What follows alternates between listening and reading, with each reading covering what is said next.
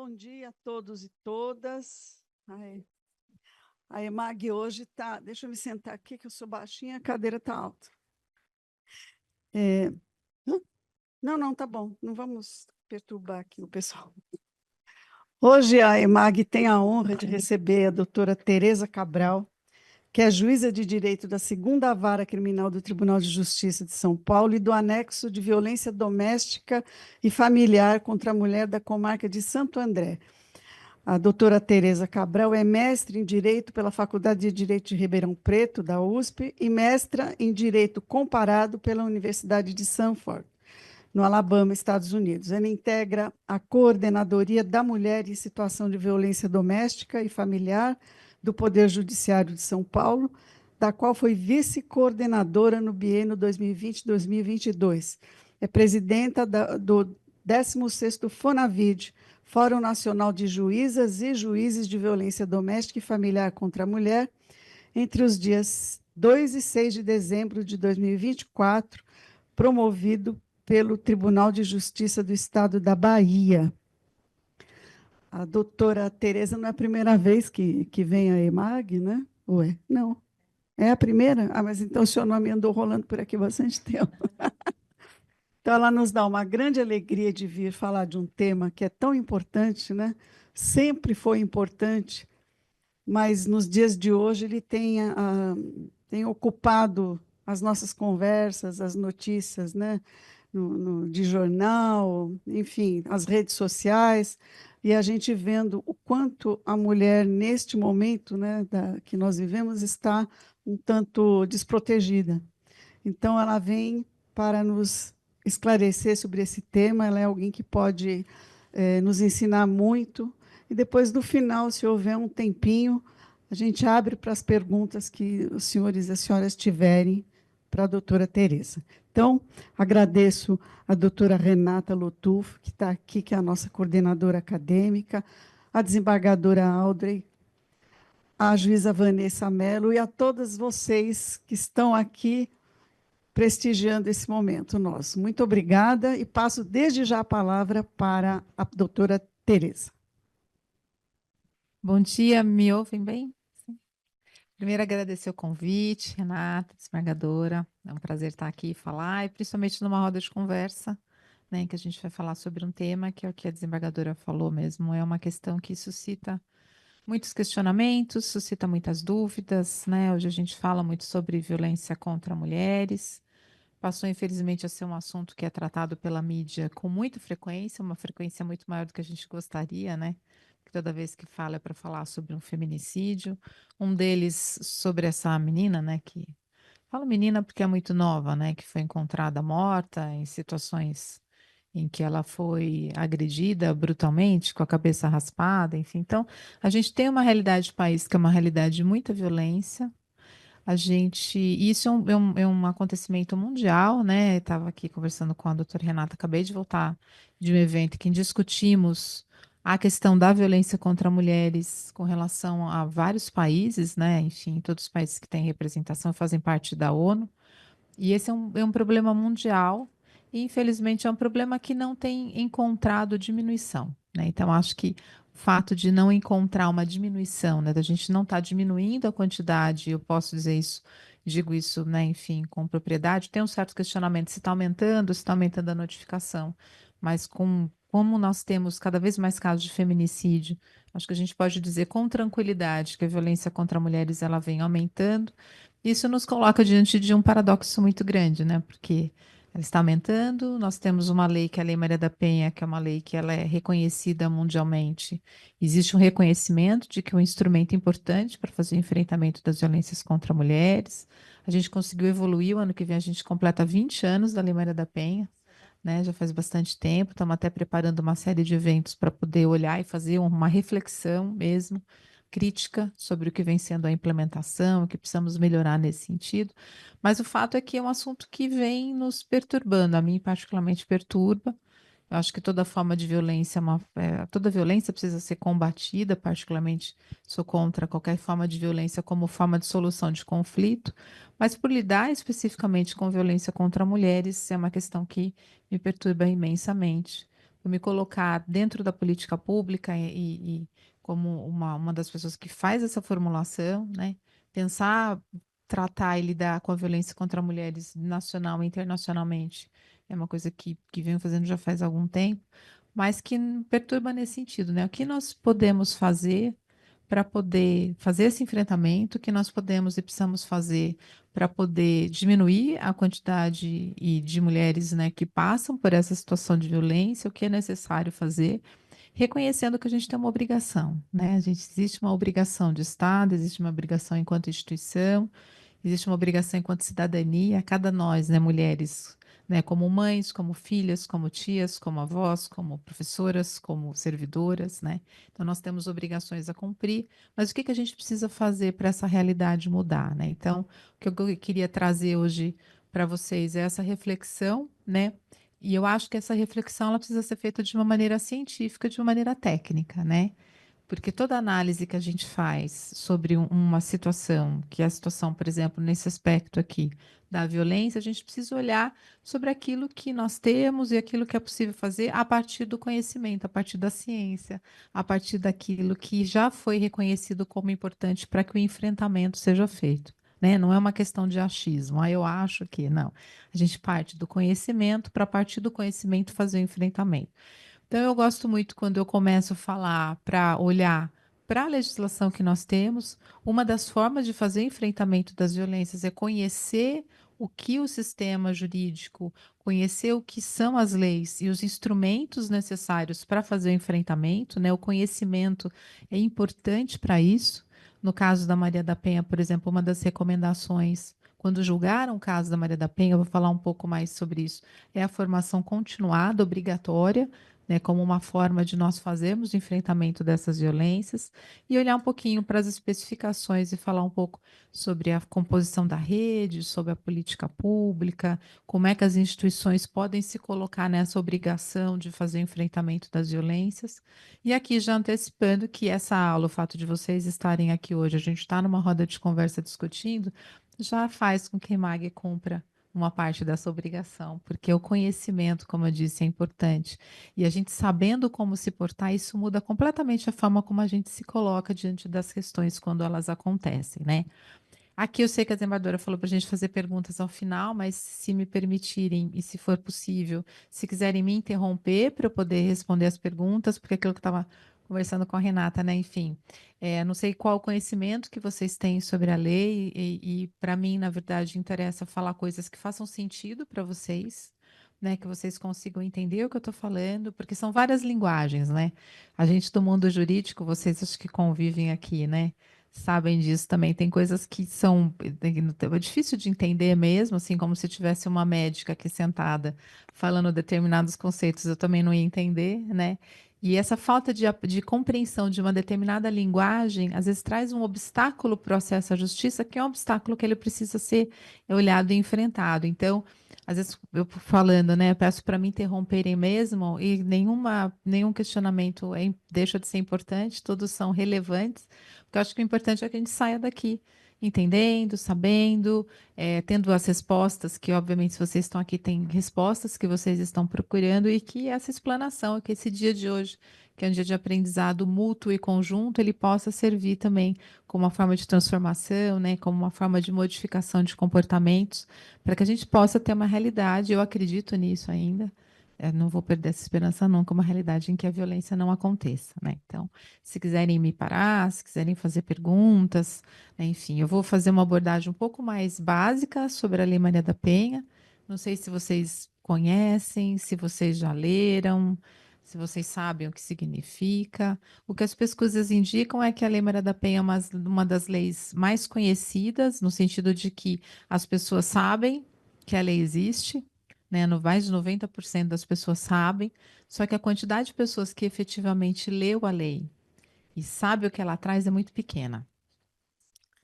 Então, a gente sabe que ela existe, mas a gente acaba não lendo. Então, o primeiro convite que eu acho importante que eu faço para todo mundo é ler a lei mesmo. E ela é uma lei que ela tem aspectos muito interessantes, não à toa ela é reconhecida como uma lei muito importante, é reconhecida internacionalmente pela qualidade que ela tem, porque ela foi feita por um grupo de trabalho. se reuniram pessoas estudiosas do tema, se debruçaram sobre conceitos que já eram reconhecidos internacionalmente como importantes e elaboraram a lei a partir do conhecimento que elas tinham sobre o que era importante fazer para o enfrentamento das violências. E isso é muito importante. E não foi só um grupo de trabalho formado por legisladores, né, deputados e senadores, ou especialistas, né, quando a gente fala Código de Processo Civil, Código Civil, Penal, enfim, tratam normalmente, traz especialistas, mas era uma composição diversa, inclusive por pessoas da sociedade civil, que tinham uma vivência sobre as violências e a forma como ela é enfrentada sobre diferentes aspectos. E isso trouxe para a lei pontos, instrumentos e ferramentas que até hoje são consideradas inovadoras. Medidas protetivas, por exemplo. Né? A Lei Maria da Penha, ela inaugurou no país essa forma de conduta, que são as medidas protetivas para impedir, para prevenir, para que novas violências não aconteçam, que depois acabou sendo incorporada no Código de Processo Penal, no artigo 319, né? Outra forma também é a maneira como o Poder Judiciário, juiz, juíza, passou a ser tratado dentro de um sistema e dentro do ordenamento jurídico, né?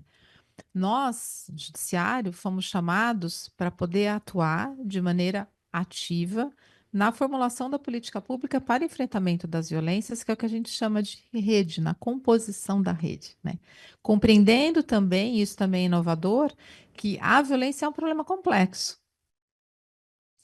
E como ela é um problema complexo, não tem resposta simples. Isso é uma dificuldade grande, né? Isso para mim é um dos obstáculos que a gente tem para o enfrentamento das violências, né? Porque normalmente a gente diz, bom, está acontecendo um crime, aconteceu feminicídio, a gente manda prender, aumenta a pena, resolvemos o problema, tá? Encerrado o problema. Só que não, né? Só que não. Então, ela parte de pressupostos importantes e isso diz respeito à forma como ela foi construída, a partir do conhecimento, a partir da ciência, a partir dessa maneira como as pessoas já lidavam com as violências e trouxeram para dentro dessa norma, para dentro desse marco normativo, os elementos necessários para o enfrentamento das violências. Tá? Então, olhar um pouco para isso, e por isso que digo, enfim, se quiserem me parar, se quiserem perguntar, está super à disposição para a gente poder ter aqui o quão maior e o mais efetiva fale. A mesma mulher tendo a medida protetiva, elas são muitas das vezes são violentadas ainda muitas são mortas. Quem está em casa te escuta. É que todo mundo te escuta, é importante. Ai, Senhor, me ajuda. E você seguro para você. Como se chama, querida? Jaiane. Jaiane. Não, é porque assim, ó, tem a medida protetiva, como a senhora estava falando, né? Só que assim, as mulheres sabem disso e os homens também, porque tem todo o processo e tudo mais. Só que assim, mesmo com a medida protetiva, muitas mulheres estão vulneráveis, porque os homens vão lá, muitos a atacam da mesma forma. Eu não sei se eles visando que a lei, eu vou ser preso por um tempo, depois eu vou ser solto. E pronto, e a medida protetiva, o que foi que causou? Sabe, para proteger a mulher. Será que não tem um vão de meio que um descuido? Não é essa palavra que eu queria usar, né? Para proteger a mulher em si? Porque, querendo ou não, muitas ficam vulneráveis, né? Precisam sustentar os filhos, aí não pode sair do local, porque tem a casa, tem tudo mais. Não sei se a senhora conseguiu me Entendi entender. perfeitamente. Essa é a grande dúvida. A resposta é uma resposta que é bastante complexa para passar para você. Eu vou tentar fazer uma abordagem um pouco mais ampla para a gente poder chegar nessa, né? Primeiro, medida protetiva. Todo mundo sabe o que é? Mais ou menos? Vamos lá. Então, uma das coisas mais importantes que a Lei Maria da Penha trouxe, lembrando, tá? A Lei Maria da Penha, ela foi formada, composta e elaborada por um grupo de trabalho, né? De pessoas que tinham conhecimento sobre como fazer enfrentamento das violências e, dentre as várias formas de fazer enfrentamento, sabiam que, porque a Lei Maria da Penha, ela tem dois princípios básicos: prevenção e proteção integral. Tudo que diz respeito a essa questão da medida protetiva, dessa vulnerabilidade que você traz da mulher estar desacolhida ou desamparada, é uma questão muito importante, muito relevante, porque tudo que diz respeito à Lei Maria da Penha, ela precisa ser interpretada a partir desses dois princípios: prevenção e proteção integral. E vou dar alguns exemplos, né, nessa análise que eu estou fazendo para responder para você. Medida protetiva tem prazo de validade? Não, tem. Não pode ter. Mas, às vezes, acontece de ter uma interpretação, que é por isso que vocês responderam nesse sentido, porque devem ter uma experiência assim, de que se fixa um prazo para a medida protetiva. Mas a Lei Maria da Penha, em nenhum momento, já te passo já, em nenhum momento não está escrito na Lei Maria da Penha que tem prazo de validade. Não está escrito na lei. Não existe nenhum princípio, nenhuma regra que diz que a medida protetiva tem prazo de validade. Mas, contudo, que eu imagino que seja a maneira que você vai falar, que eu acho que você tem experiência nesse sentido, com certeza. O que algumas vezes acontece é que se fixa prazo. Quando se fixa o prazo, está se descumprindo esses dois princípios que a Lei Maria da Penha estabelece. Lembrem, prevenção e proteção integral. Porque violência de gênero, e já te passo já, não tem prazo de validade. Eu costumo dizer que o que tem prazo de validade é gênero alimentício. Aí tem prazo de validade, né? Para comer o iogurte tem prazo de validade. Lembra disso. A violência contra a mulher não tem prazo de validade. Tem gente que sofre uma violência hoje e ela continua sofrendo essa violência por 20 anos. Eu já tive casos, por exemplo, de uma mulher que já estava divorciada há muitos anos, os filhos já estavam crescidos, e ela, numa audiência, enfim, né? Ela disse para mim e me partiu o coração, né? Que ela tinha desistido de se relacionar com outra pessoa, porque toda vez que ela arrumava um outro relacionamento, o ex-marido dela voltava a procurá-la e praticava violências. Isso já fazia mais de 20 anos. Então, é por isso que medida protetiva não pode ter prazo de validade. Espera, eu passo aqui, depois eu passo para você. Fale. Ainda vou te responder, tá? Não esqueci, não. Diga.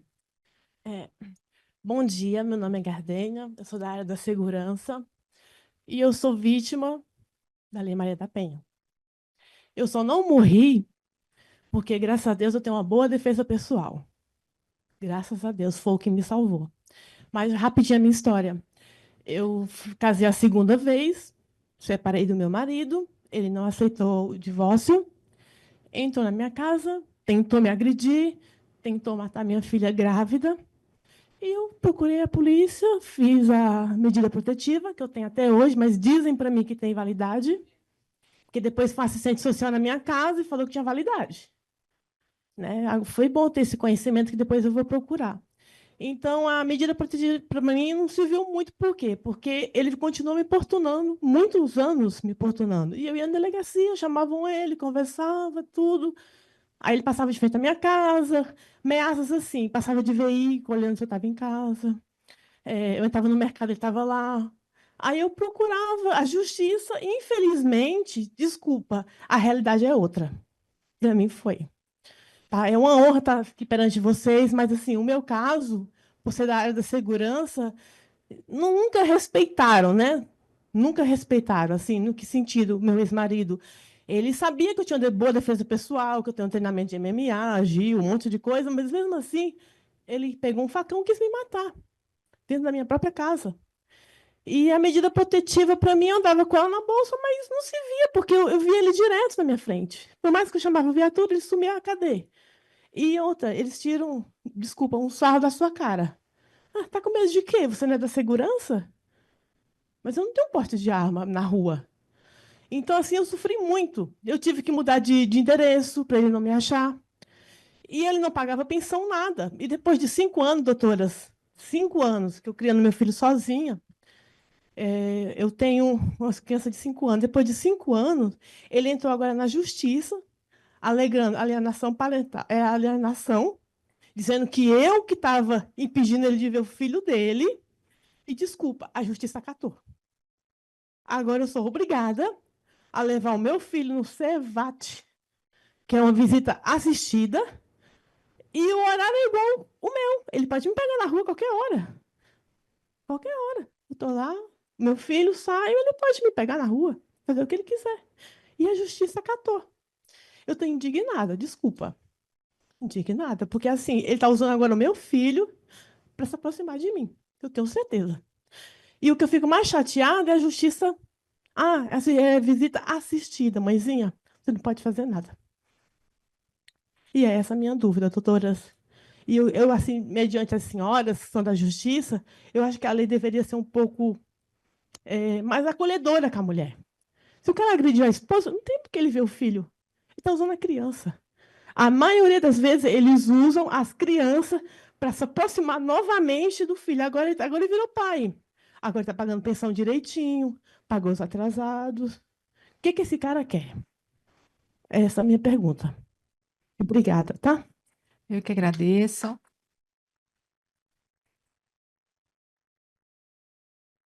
Obrigada, eu sinto muito, viu, de você estar passando por tudo isso. E por isso que eu falo, enfim, desse trabalho que a EMAG está fazendo, e trazer vocês aqui, da gente estar falando sobre isso, porque o conhecimento é muito importante para a gente conseguir fazer o enfrentamento das violências. É um dos mais, na minha opinião, um dos passos mais importantes para isso. Porque eu acho que sabendo a gente consegue se posicionar de maneira diferente. E é exatamente por isso que uma das primeiras coisas que eu falo é isso: medida protetiva não tem prazo de validade. Porque a maior parte das pessoas entende que sim, porque é mais fácil, que é mais simples, entendem que podem configurar um constrangimento legal contra o autor da violência, você ficar indefinidamente impondo que ele não pratique determinados atos, e na verdade não fazem uma análise que é exatamente isso que você trouxe, dessa falta de proteção, da falta de possibilidade de ter uma vida autônoma, né, que você teve que mudar de endereço, teve que se esconder, teve que procurar meios, com certeza morre, vive com medo, quando sai fica olhando para o lado para saber o que está acontecendo, você vive em constante vigilância, que é uma realidade que acontece com muitas das mulheres, né? Mas exatamente por isso que é importante a gente estar aqui discutindo, falando sobre isso, para que esse conhecimento aconteça, e essa é uma das minhas lutas também. Principalmente com relação a essa fala da alienação parental, porque é um absurdo que acontece, é um absurdo que acontece. Sob essa pecha, muitas mulheres são acusadas de serem alienadoras, perdem a guarda dos filhos, são obrigadas a levar essas crianças para visitação, e a violência que elas sofreram, que na verdade muitas das vezes é a causa pelas quais os filhos, porque é muito simples, né? Vamos aqui, né? Já te passo, já não esqueci, viu? É muito simples. Se a gente vê o nosso pai agredindo a nossa mãe, a gente vai querer, na verdade, ter uma convivência com esse pai. E até que ponto que a gente vai querer? Né? Então, a gente trata as crianças, né, de uma maneira discriminatória também, aí impõe determinadas convivências, que é o que você está passando, e não faz aquilo que a gente chama que tem obrigação de fazer, porque é uma obrigação judiciária, você tem toda a razão de reclamar, porque realmente eu também me coloco como você achou isso um absurdo, com uma análise com perspectiva de gênero, né? Porque se você tem o conhecimento, por isso que o conhecimento é importante, sobre o que é a violência, o tempo que ela dura, o que acontece, usar os filhos é muito comum. Muito, muito, muito comum. A maior parte das mulheres retrata isso quando a gente para ouvir, né? Que tem que ter uma escuta especializada, tem que ter uma qualificação na escuta, né? Ela traz isso, que eles nunca ligaram para os filhos, não se importam durante o relacionamento conjugal. Os filhos, na verdade, não faziam diferença, mas a partir do momento que a violência é reconhecida, que você consegue o divórcio, separação, eles querem ser pais, e aí usam a visita para saber onde você vai, com quem você está se relacionando. Esse caso que eu falei da mulher, por exemplo, era isso. Quando os filhos já adultos iam visitar o pai, ele fazia perguntas, eles contavam que ela estava se relacionando novamente, ele quebrava a porta da casa, invadia a casa e a agredia fisicamente de novo, até levá-la a dizer: não quero mais me relacionar com ninguém, porque eu nunca vou conseguir, porque ele nunca vai me deixar em paz. Né? Então, exatamente por isso, de novo, lembrando que a gente está aqui dentro da sua pergunta, que é a pergunta sobre as protetivas das vulnerabilidades, o que que acontece, por que que não são cumpridas. Por isso que eu comecei a primeira fala dizendo que não tem validade, a gente vai voltar nisso para entender por que que não tem validade, por que que não pode ter validade. Eu não fixo prazo de validade. As medidas protetivas lá onde eu trabalho, elas valem enquanto for necessário para a proteção da mulher, e vou explicar umas outras coisas também, né? Mas é por isso que essa aflição, ela encontra eco, ela acontece, é uma aflição que é de muitas das mulheres, e por isso que muitas vezes que os feminicídios acontecem. Você fixa prazo de validade, muitos homens falam isso, eu estou esperando, eles leem, né? É muito interessante como, na verdade, eles qualificam o conhecimento, eles leem o mandado da protetiva, bom, vale até o dia 30 de abril, dia 1º eles invadem a casa e agridem. Isso acontece com muita frequência. Por isso que não pode ter validade, né? Fale, minha querida. Eu também gostaria de me apresentar. Meu nome é Terezinha. Para mim é uma honra estar com vocês aqui, porque há meses atrás eu fiz uma reportagem no Fantástico sobre a violência da mulher. através de uma ONG que ajudou a arrumar meu rosto, né? Arrumar minha boca, que eu tinha os dentes é, com como é que se fala? Com faltas de dente na boca por conta de agressão. E essa ONG me levou através de uma repórter, a Flávia, que é uma cadeirante, me levou até o Fantástico para me contar minha história. E para mim é uma honra estar aqui, porque eu realmente não queria que parasse ali, porque eu ganhei essa camisa para me vestir, né? Eu acho que cada uma de nós que estamos aqui hoje, que tenha passado por isso, o coração está apertado, não está? Porque cada vez que a gente vai falar do assunto, parece que a gente volta naquele dia. Mas não pode parar. Esse aperto tem que sair. Elas estão aqui para ajudar a gente, né? Então vamos falar. Eu sou uma pessoa que eu sou separada há 26 anos e até hoje ele me, ele me persegue. Eu também tinha pensado igual essa senhora, né? Não vou me relacionar com mais ninguém, porque assim pelo menos essa parte fica resolvida. Porque onde ele me encontra, na igreja, no velório, ficou parente dos meus parentes, né? Chama minhas tias de tia. Quando morre alguém, ele vai no velório. E a minha esposa, a minha mulher, aquela ali é minha mulher, entendeu? Então eu tinha pensado assim também, não vou me relacionar com mais ninguém, porque assim pelo menos eu não tenho esse problema dele dizer que é meu marido ainda. Consegui fazer o divórcio através da ONG, mas mesmo assim ele ainda perturba. Então, tenho medida protetiva, falaram para mim também que tem uma data de validade lá, como já foi dito, ele só não veio mais atrás de mim por enquanto, porque esses dias aí ele teve uma discussão com meu filho, que é adulto já, está com 38 anos, eles tiveram uma discussão e ele falou de mim, para o meu filho. Aí os dois discutiram, porque eu estou namorando. E vou namorar, só não sei se eu vou casar mais, mas namorar eu vou. Então, como eu estou namorando, ele descobriu, então ele falou algumas coisas de mim, me ofendendo para o meu filho, e meu filho e eles tiveram uma discussão. Isso significa que ainda permanece, doutora, ainda permanece aquele poder de posse na cabeça da pessoa, né? Mas ele só não veio atrás porque eu apareci na televisão, gente. Não pode ficar calado, tem que falar, tá? Fala para os parentes, fala para os vizinhos, fala para todo mundo. Não pode. Eu vivi 12 anos com essa pessoa, faz 25 anos que eu sou separada dela. Só que assim, quando eu vivia com ele, quando ele me batia, quando ele me machucava, quando ele desfigurava meu rosto, eu tinha vergonha de falar. Meus filhos eram pequenos, eu tinha medo de falar e ia acontecer qualquer coisa com meus filhos, que ele falava, eu mato sua mãe, eu mato um dos meninos, eu faço isso. Então a gente não pode ter medo porque eles não fazem nada. Porque a hora que aparece a justiça, eles parecem uns gatinhos. Não tenham medo. Não tenham medo. Falem. Falem. Mas o que eu gostaria de saber, doutora, é o seguinte: tendo o divórcio, tendo a medida protetiva, tendo todas essas coisas que a mulher pode ter como uma defesa, vamos dizer assim, por que quando a gente chega na delegacia, o delegado faz diferente? Porque quando a gente chega na delegacia, o delegado fala para a gente assim: olha, muitas vezes já aconteceu de eu chegar na delegacia e o delegado falando: não posso fazer nada. Se ele não pode fazer nada, quem pode? É isso que deixa a gente com esse coração apertado que a gente está, entendeu? Porque a gente ainda tem medo. A gente ainda tem medo. Então, eu acho que realmente tem que acontecer isso que aconteceu quando fizeram a Lei Maria da Penha. Não, não teria que ter essa lei específica, Maria da Penha. Tinha que ser para qualquer tipo de agressão, para qualquer tipo de ser humano. Mas já que teve que ter para a mulher, porque a gente é mais agredida, a gente é mais vulnerável à agressão, eu acredito que tinha que ser cumprido. O delegado tem que saber, ou vai ter que pôr uma delegacia só com mulher para poder elas defender a gente. Entendeu? Então, eu acredito que o estudo, a parte científica, ela tem que valer. Ela tem que valer. Então, a minha pergunta é essa, né? O que a gente faz, doutora, se o delegado não pode fazer nada?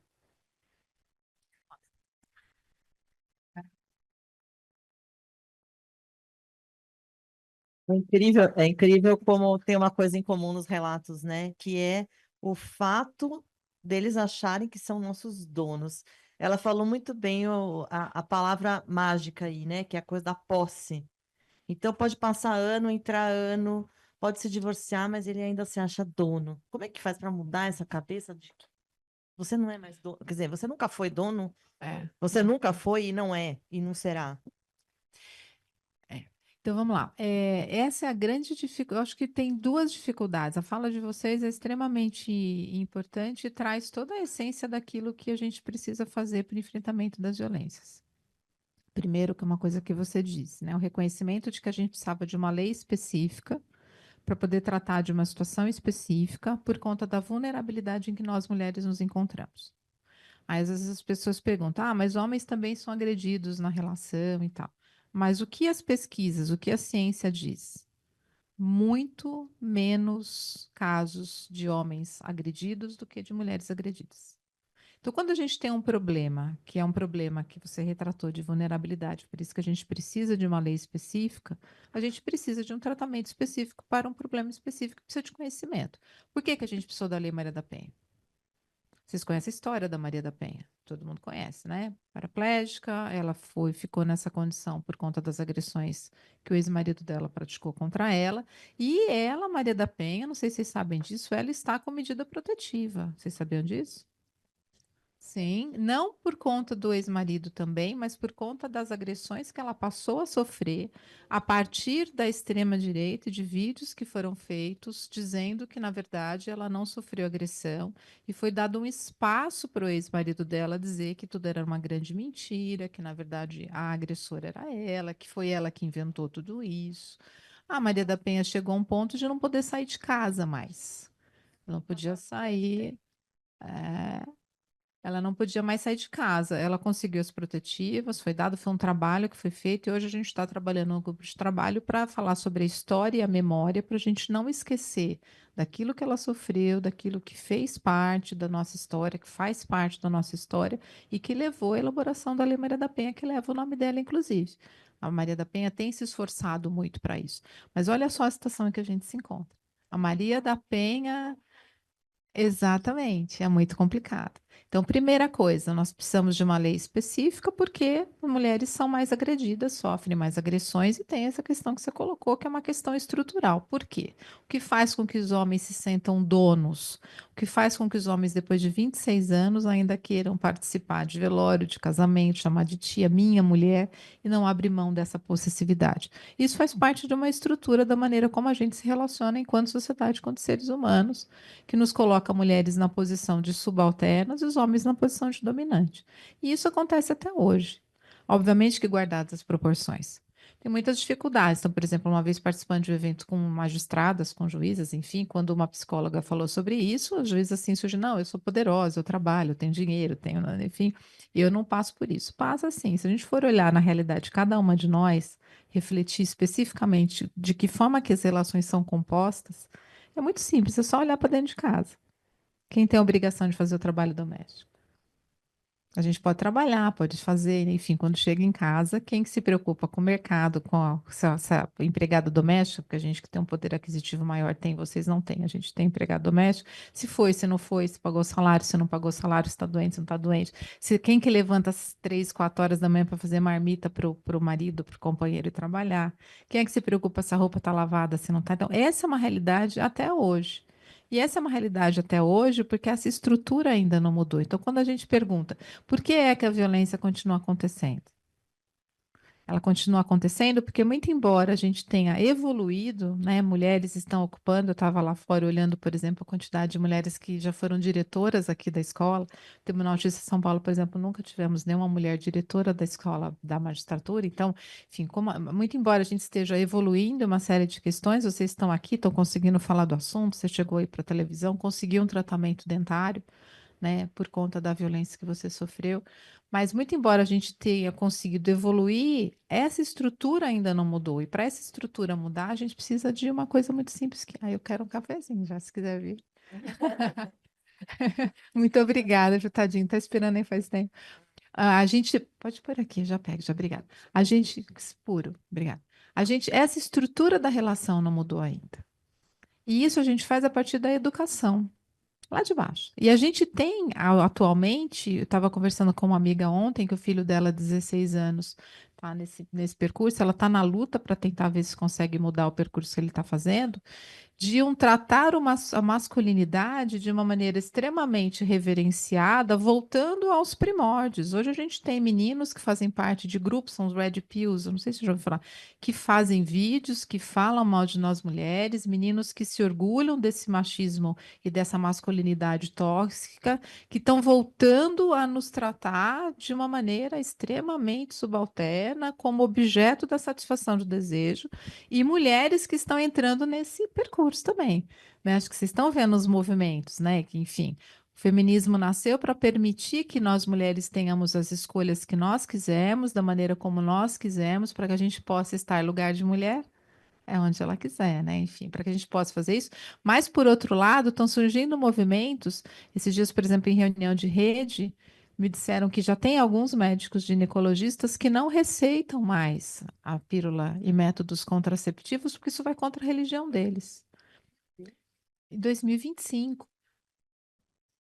A gente não está falando de abortamento legal, a gente está falando de contracepção, métodos contraceptivos. Então, a gente está vivendo um momento complexo, o que significa que essa estrutura, né, ela está um pouquinho distante de mudar. Aí a violência continua a acontecer, porque é isso, né? Ele se sente seu dono. E um dos momentos mais perigosos para uma mulher é quando ela resolve dizer não, não quero mais passar pela violência, vou me divorciar. Vocês sabem, vocês vivenciaram aqui, quem vivenciou sabe disso. Quando você está lá quietinha, bonitinha, aguentando, né, a violência, as determinações, tudo aquilo que ele manda a gente fazer, quando se fala não, não quero mais, aí a coisa se intensifica ainda mais, e aí passa, e as pesquisas dizem mesmo do medo. E as pesquisas também tratam a questão da vergonha. Muitas mulheres não falam porque têm vergonha, porque se sentem culpadas, porque acham que podem mudar os homens, porque a gente vai conseguir transformá-los. Isso faz parte da nossa educação. Então, quando se fala, fale. Sim, Muitos homens colocam como se elas fossem culpadas. exatamente. Eu tenho pessoas da minha família que é assim. Ele faz a cabeça dela como se ela fosse culpada dele estar agindo daquela forma com ela. Sabe? Que eu acho que isso é a coisa mais absurda. E a mulher ainda aceita, sabe? Eu tento mudar, mas ela, não, eu sou errada, eu faço isso. Meu, não tem violência, independente se é verbal, se é física. E Pra quê? isso é muito comum. E aí você não consegue buscar ajuda se você se sente responsável pela violência que você sofreu. É só levar para outros extremos, né? A questão do estupro, por exemplo. Eles ouviram casos, né? Teve um caso aí de por exemplo, de uma menina que foi estuprada, estava bêbada, e num acórdão a desembargadora disse que ela foi porque, enfim, afinal de contas, ela tinha bebido, vocês viram? Esse caso saiu na imprensa. Nós ainda somos consideradas responsáveis pelas violências que praticam contra nós. Ele não tem as frases, já todo mundo já ouviu. Ele não sabe porque está batendo, mas ela sabe porque está apanhando. Então, esse foi estuprada porque estava com uma roupa mais decotada.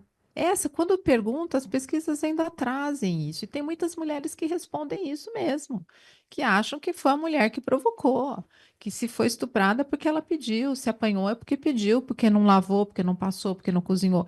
E por incrível que possa parecer, que a realidade que vocês vivenciaram, vocês sabem disso, apanha porque o feijão estava duro, porque o almoço não estava pronto às 11 horas da manhã, porque saiu, voltou mais tarde do trabalho, porque resolveu pintar a unha de vermelho, porque resolveu visitar a mãe. São as coisas mais simples de relacionamentos e de conduta cotidiana. Então, essa estrutura, quando pergunta por que que continua acontecendo, essa estrutura ainda não mudou. A gente já conseguiu mudar algumas coisas, mas ainda estamos, infelizmente, distantes de uma mudança que seja uma mudança efetiva que possa produzir a não violência. Agora, como lidar com isso? É isso, né? Eu acho importante, necessário que não fiquemos quietas mesmo. Acho que é uma maneira. Conhecimento, hoje, por exemplo, vocês vão sair daqui já sabendo algumas coisinhas. Depois a gente vai fazer fazer uma provinha oral. Medida protetiva não tem prazo de validade. O que tem prazo de validade é gênero alimentício.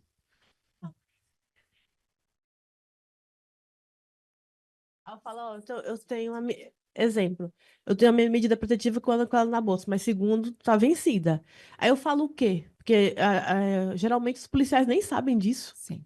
Aí que vem umas outras questões. Então, o primeiro, lembrando sempre, tá? Lei Maria da Penha existe porque nós temos uma situação diferenciada de violência. Mulheres sofrem muito mais violência do que homens dentro daquela relação. O problema da violência que atinge homens é uma violência urbana e não a violência dentro de casa. A casa ainda é o lugar mais perigoso para toda mulher. Aquela coisa de estupro que acontece no beco é lenda urbana. Os estupros acontecem dentro de casa, principalmente com relação a meninas, né, que são menores de idade, adolescentes. Segunda questão, a Lei Maria da Penha foi feita por profissionais que entendem, então ela tem determinados princípios que são importantes de serem trazidos. Tudo que diz respeito à Lei Maria da Penha, a gente precisa olhar para a prevenção e para a proteção integral, e aí a gente vai olhar as causas das violências, porque elas continuam acontecendo. Uma delas é a estrutura dos relacionamentos, porque ainda há muito machismo, ainda há um domínio, ainda há uma ideia de que nós precisamos ser subalternas, obedecer às ordens e transitar nas relações de uma maneira subserviente. Mas a outra questão, que é a questão que vocês estão trazendo e que causa essa inquietação com relação às protetivas é, eu falo e já falei várias vezes, medidas protetivas salvam vidas. Elas são muito importantes. É importante fazer o pedido, é importante que seja deferido. A maioria dos casos, a maioria deles, as medidas protetivas são cumpridas. Os casos em que elas não são cumpridas são exceção, é o que as pesquisas dizem também. Felizmente, os casos mais graves são menos, eles são em menor quantidade. Agora, para esses casos mais graves, que é a situação de vocês, infelizmente, só a medida protetiva não adianta. A gente precisa de mais coisa além da medida protetiva. Então, não é que ela não resolve. É que para os casos mais graves, lembrando que a violência é um problema complexo, né? Lembra que eu falei lá no começo? Não tem resposta simples para problemas complexos. Para os casos mais graves, é necessário mais do que simplesmente a concessão da medida protetiva. Então, é importante o quê? Fiscalização. Fiscalizar o cumprimento das protetivas. Só que, infelizmente, aí a gente vai entrar em duas outras questões, não existe de uma maneira universal no estado de São Paulo inteiro, por exemplo, ou no Brasil inteiro, organizações ou instituições que façam fiscalização do cumprimento da medida protetiva. Infelizmente, isso não acontece. Tornozeleira eletrônica, por exemplo, não acontece de uma maneira geral. Existe um projeto piloto aqui em São Paulo, mas que é muito restrito a uma determinada situação que não está resolvendo o problema de todo mundo. Aqui na capital do estado, a gente tem a Guardiã Maria da Penha, que é a fiscalização do cumprimento das protetivas que é feita pela Guarda Municipal, mas nem todo, e aí que é a grande questão. Nem toda situação de medida protetiva é encaminhada para a guardiã para que ela possa fazer a fiscalização do cumprimento. Então, não é um projeto que ele seja universal, digamos que ele beneficie toda e qualquer mulher. E a maior parte das cidades e locais e regiões do estado não tem acesso a nenhuma forma de fiscalização do cumprimento da protetiva. Então, quando perguntam, a lei não é boa, ela não é suficiente, ela não atende, a lei é muito boa. E eu provo para vocês por vários motivos. Primeiro deles, não existe na Lei Maria da Penha nenhuma disposição legal, nenhuma previsão de que medida protetiva tem prazo de validade. Não tem. Lembra que eu falei um tempinho? Peguem a lei, leiam a lei. É importante ter conhecimento, é necessário ter conhecimento, porque aí ninguém vai dizer para vocês. Vocês sabem o que vocês estão falando. Se alguém disser para vocês, já te passo só um minutinho, só completar. Se alguém disser para vocês tem prazo de validade ou não tem, vocês já sabem que não tem. Não tem prazo de validade. Não está escrito na lei. Aí que vem uma outra questão. Mas primeiro é importante ter o conhecimento, porque o conhecimento ele faz parte, ele é necessário para que a gente possa mudar a realidade que a gente se encontra. É muito importante, é necessário também. Então, quando falo que a lei não é boa, que ela não consegue fazer frente, o problema não é a lei, o problema é a maneira como a lei é aplicada. Quando a Lei Maria da Penha é aplicada sem levar em conta os dois princípios, prevenção e proteção integral, lembra que eu falei no começo? Aí a gente acaba não tendo nem prevenção nem proteção integral. Por exemplo, quando coloca prazo na medida protetiva. Ela não previne e não protege integralmente. Exatamente. Então, sempre que a gente aplicar a Lei Maria da Penha, é necessário que a gente lembre e tenha em mente esses dois princípios. Mas aí o que acontece, que é a história, o que que eu faço com isso? Porque os policiais não sabem, o que que eu faço com isso? Porque eu chego no delegado, o delegado diz para mim que ele não consegue resolver o meu problema. Aí a gente entra numa outra questão que também é bastante séria, e bastante grave, que foi estabelecido como obrigação para o Estado brasileiro, que é a formação continuada. Isso tudo, lembra que eu falei no começo? Que bom que a EMAG está promovendo, que a gente tem a oportunidade, porque a gente precisa ter conhecimento para poder fazer o enfrentamento dos problemas, que muitas pessoas não têm conhecimento. E quando eu digo pessoas, eu digo também sobre delegados, delegadas, juízes, promotoras, promotores, defensoras, defensores, advogados, advogadas, policiais, guardas. Muita gente não sabe. E esse desconhecimento atrapalha, se não impede que o enfrentamento das violências seja feito. Então, quando me perguntam por que é que ainda tem muita violência, como você disse, tem a protetiva, mas a gente acaba não conseguindo dar a proteção necessária. Tem vários fatores que eles operam aí no meio da história para atrapalhar ou impedir que o enfrentamento seja feito da maneira como precisa. Então, qual que é o nosso, já te passo, já não esqueci, qual que é o nosso papel, qual que é a nossa obrigação? Primeiro, ter conhecimento. É já um grande passo, né? A gente saber do que a gente está falando, ler a Lei Maria da Penha, saber o que ela prevê, saber quais são os seus direitos. Isso é formação em cidadania. Saber direitos é fundamental. Fundamental. A gente só consegue evoluir se a gente tem noção verdadeira de quais são os nossos direitos, as nossas obrigações. É formação em cidadania mesmo.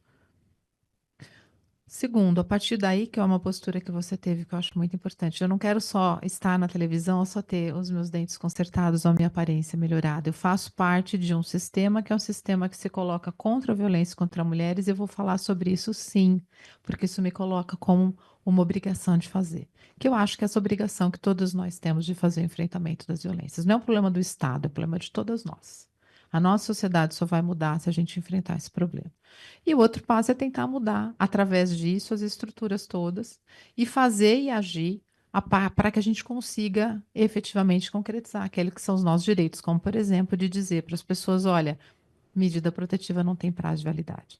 Mas aí a gente vai entrar numa outra abordagem que eu acho que é importante também, para que a gente possa se fazer valer, né, os nossos direitos quando a gente está, por exemplo, diante de um delegado que diz que não pode fazer nada sobre o problema, né? Fale.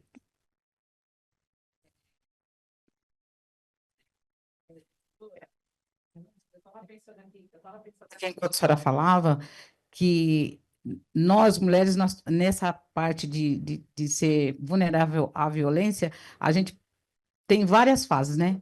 Tem a fase das mulheres que não falavam nada e morriam sem falar nada, né? Vivia com o companheiro até a morte, ou dele ou dela. Até que a morte os separe, Exato, literalmente. exato. Essa parte foi a primeira fase. A segunda fase das mulheres que sofrem a violência e conta para a amiga, né? E agora nós estamos vivendo a fase que a gente vai para a mídia mesmo falar, que é para ver o que, que acontece. Então, o que eu queria só complementar é o seguinte, assim, para a gente não desistir, porque eu ouvi falar uma vez de um delegado, eu não vou fazer nada, porque daqui a pouco ele vai estar lá na sua casa, ele vai estar lá na sua cama. Foi o que ele me falou. Entendeu? Eu não posso fazer nada, porque eu vou prender ele, e depois, eu já estava separada nessa época, né? Você vai desistir e ele vai lá para sua cama. Então, para a gente ter defesa até contra isso, de você poder, como é que você fala, processar um delegado que fala isso, né? Porque a gente, por conta da parte antiga, né? Que o feminino vivia, de desistir de correr atrás desse direito, por conta, eu sou mulher, ninguém vai me ouvir, agora pelo menos me ouvir vai ter que ouvir, né? Porque eu acredito que eles ainda não estão acreditando que a gente tem esse direito. Então, eles só vão acreditar se daqui para frente a gente não desistir de falar. Era só isso que eu queria falar, porque a senhora estava falando, eu estava lembrando de algumas coisas que eu já ouvi. Puxa, já passo aqui. Eu acho assim, e agora a gente pode entrar, né, enfim, nessa outra questão, que são as estratégias que a gente precisa ter para defender os nossos direitos. Mas não é fácil. Não é fácil, é o que você disse. Como é que eu faço? Eu estou numa situação de violência, o policial vem atender, eu ligo o 90 e ele fala para mim que a medida protetiva não vale mais. O que que eu faço com isso? O que que eu faço sobre isso, né? Então, aí acho que a gente precisa pensar estratégias a partir do conhecimento que hoje vocês já têm, de quais são os direitos, o que que a gente precisa fazer para fazer valer os nossos direitos. Queria cumprimentá-la. Bom dia, eu queria cumprimentá-la por pelas suas colocações de uma forma tão suave, de um tema tão doído, tão duro, né? Cumprimentar também a EMAG nesse terceiro dia da roda de conversas. Eu sou juíza do Fórum Previdenciário e professora de previdenciário. E eu observo algumas coisas. Uma vez num caso previdenciário, a senhora pediu pensão e o INSS disse: não, eles já estão separados. E aí, no processo, ficou nítido que ela estava separada dele, porque se ela ficasse com ele, ela apanhava. Então, havia vários boletins de ocorrência, havia medida protetiva e etc. Mas ela estava separada, sem dinheiro e precisando ainda do dinheiro dele. E aí ela acabou conseguindo a pensão, né? E foi antes da pandemia, a audiência era presencial e ficou muito nítido isso. Ela só estava separada porque ela ia morrer, né? E eu dou aula de previdenciário para mais ou menos 60 a 80 alunos por semestre, né? E vários desses alunos são da área médica. E eu percebo que as pessoas que são da área médica fazem perguntas ligadas à questão da defesa da mulher. E uma vez uma aluna, que era enfermeira, perguntou: professora, quem tem medida protetiva pode se aposentar? Pode requerer aposentadoria no INSS? Eu falei: claro que sim. Qual é o problema? Não, porque lá no posto ela atendia rede pública e rede particular. Aí eu falei: olha o medo que as pessoas colocam em quem tem a medida protetiva. Quer dizer, você tem o que perder na área previdenciária, que é isso, né? E uma terceira observação, sem querer cansá-las, é o seguinte: às vezes a gente nota uma violência que ela é moral, tá? Então, por exemplo, tive uma aluna lindinha, tinha 2 filhas, fazia faculdade, trabalhava numa outra área durante o dia, e ela falava: ai, meu marido fala que eu não sirvo para nada, que eu não sei fazer nada, né? E a minha vontade como professora era de dizer: pegue a bolsa e vá embora. Mas é lógico que eu não vou falar isso, eu não sou destruidora de lares. E também, ela não tem condição de sair. É óbvio que ela tem um nível mais ou menos bom, mas ela, né, o emprego dela à tarde é um emprego assim, eventual, ela trabalhava com vendas e tal. E aí, ela fazendo a faculdade de Direito, passados uns anos, eu a encontrei na faculdade e ela falou: eu estou advogando, né, no direito de família e eu me divorciei. Quer dizer, aquela chave que eu, como professora, achei que tinha que acontecer, mas não abri minha boca, né? Aconteceu. Então, às vezes, a gente vê uma. Ah, não, no dia eu falei para ela: celebre a mulher que você é maravilhosa, você não precisa do seu marido para falar que você é o máximo. Você é que tem que se achar. Foi até onde eu fui, porque a gente também tem um limite.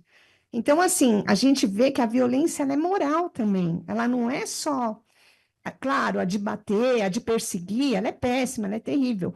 Mas a de diminuir a pessoa, a de deixar a pessoa abaixo do zero, né? E você traz Obrigada. várias, não, eu super agradeço, e várias questões. Primeiro que eu acho que é interessante, né? Porque, por exemplo, a gente do estadual não lida com previdenciário, mas previdenciário é fundamental se a gente olhar para a condição de subsistência. E um dos grandes problemas na violência, já entrando na outra questão das várias formas de violência, é a violência patrimonial. Violência patrimonial, acho que vocês sabem, vocês vivenciam isso, é um problema gravíssimo, né? Então, não é à toa que as mulheres não saem da situação de violência. E aí a gente também precisa corrigir o nosso vocabulário, né? Porque a gente pergunta para ela: por que que você não sai? Mas a gente não pergunta: o que que eu estou fazendo para que ela saia? Porque a pergunta é diferente. Quando você fala que você vai no delegado falar, né? Que não é só o delegado, né? Tem maus profissionais, ou tem profissionais que não cumprem em todas as áreas, inclusive na magistratura. Mas quando a gente fala de um profissional que vai para você ser ouvido e você não é acolhido, você não consegue, ele fala: vai embora, porque se daqui a pouco ele está na sua cama e não vai virar nada, você vai voltar para ele. A gente está colocando obstáculos, como, por exemplo, o prazo da medida protetiva, para que a mulher saia da situação de violência. E todos esses obstáculos para uma pessoa que já está em condição de vulnerabilidade, que não tem dinheiro, que tem filho pequeno, que está se sentindo, enfim, numa situação de baixa autoestima por conta da violência psicológica, da violência moral que é praticada, aí cada vez menos é que ela vai procurar ajuda mesmo. Então, a impressão que a gente tem é que o sistema todo ele é feito, né, para que ela não tenha coragem mesmo de sair da situação de violência, para fazer com que ela se mantenha, já te passo já, nessa posição e nessa condição. Então, por isso é que é difícil. Por isso que quando a gente fala, né, enfim, e olha para essa mulher, e muitas pessoas perguntam, né, enfim, gosta de apanhar, não é? Mulher de malandro. Né? Então, quando a gente olha para essa realidade, lembrando do que eu falei do problema complexo, que não tem resposta simples, o conhecimento é importante para a gente entender essa complexidade de fatores. Entender, por exemplo, essa situação que você trouxe, que eu também nunca tinha parado para pensar, de uma pessoa que teve que se divorciar porque era vítima de violência, que estava recorrendo ao INSS para o pagamento de uma pensão porque não tinha condição de subsistência. E lembrando, e já te passo, que dentro da violência patrimonial a gente tem um problema sério, porque, infelizmente, por exemplo, quando a gente olha para o direito de família, a divisão do patrimônio, e tem estudos nesse sentido, né, para dizer por que que isso é um absurdo, ela é feita de 50% a 50%, ninguém para pensar. Só que quando a gente tem a questão do divórcio, dentro de uma relação em que relações são estruturais, normalmente nós mulheres, e tem pesquisas que falam isso também, a gente empobrece. E a gente empobrece porque os encargos para a manutenção dos filhos da casa ficam normalmente com a gente. Pagamento de pensão é um problema. Agora ele está querendo pagar pensão, né? Mas até então ele não queria. É, enfim. É, e aí ele passa, também é um problema, porque ele passa a ser comemorado pelo sistema como sendo um ótimo pai. Que tem uma coisa que eu falo, enfim, e falo faz desde sempre, já fui muito criticada por isso. Ele não existe um bom pai que bate na mulher. Se ele bate na mulher, ele não é um bom pai. Tá errado. Tá errado falar isso. É logicamente que pode ser e que existe uma relação afetiva com os filhos, lógico. Obviamente que a gente não vai falar para quebrar o vínculo, não vamos. Logicamente que a gente vai valorizar os vínculos, né? O que o pai e uma mãe, o masculino e o feminino representam na formação de uma criança. Não é isso que eu estou falando. Mas não dá para fazer de conta que a violência não aconteceu. O bom pai bate, porque assim, já passo já. A gente está falando de uma casa pequena, e vocês passaram por isso. Violência produz barulho. Não produz barulho? Um tapa, um soco, um murro na parede, um móvel que é quebrado. A gente está falando de crianças que presenciam essa violência. Se elas não se sabem disso, elas não estão no mesmo cômodo, elas estão no cômodo do lado. A, a gente mora em apartamento muitas vezes ou em casas muito juntas. A gente ouve tudo que acontece na casa do lado. Como é que as crianças não vão ouvir? Então, essas equações todas são equações que a sociedade ainda não aprendeu a conviver, e muitas vezes tem uma professora que fala isso também, porque é mais fácil não enxergar isso. É mais fácil fazer de conta que a gente não tem responsabilidade, que a responsabilidade é das mulheres. Porque às vezes é mais fácil jogar a responsabilidade no outro do que a gente assumir a nossa responsabilidade e mudar essa realidade. Vai. Primeiramente, bom dia a todos. Segundo, excelente exposição, doutora. De fato, está trazendo um tema tão pesado, de um jeito tão leve, tão simples de entender. Parabéns. O caso, enfim, vou contar um caso, na verdade, de uma amiga minha, que ela é casada com um italiano, ela mora na Itália e está sofrendo violência. E tem 2 filhos. E uma vez por ano ela vem aqui para o Brasil com a família, etc, etc. Se acontece violência aqui, ela consegue recorrer às medidas protetivas? Não, eu não sei como é que funciona essa parte internacional. Porque, enfim, tem a Convenção de Haia, da questão de sequestro de criança, que é bem complicado também com as mães que sofrem violência lá, voltam com os filhos para o Brasil, e aí vem depois, bate a GO aqui e fala, não, retorna os filhos para lá. Então, ela está nesse contexto complicado, eu queria ajudar, mas eu não sei o que fazer. E ela sofre, não é bem uma violência, mas enfim, a mãe dela vira e fala para ela, mas por que você não divorcia? Por que que você não separa? Por que que você não volta? Então é uma questão muito estrutural, que aí ela se sente acuada, que ela quer separar, enfim, mas ela tem medo de perder a guarda, tem medo de perder as crianças.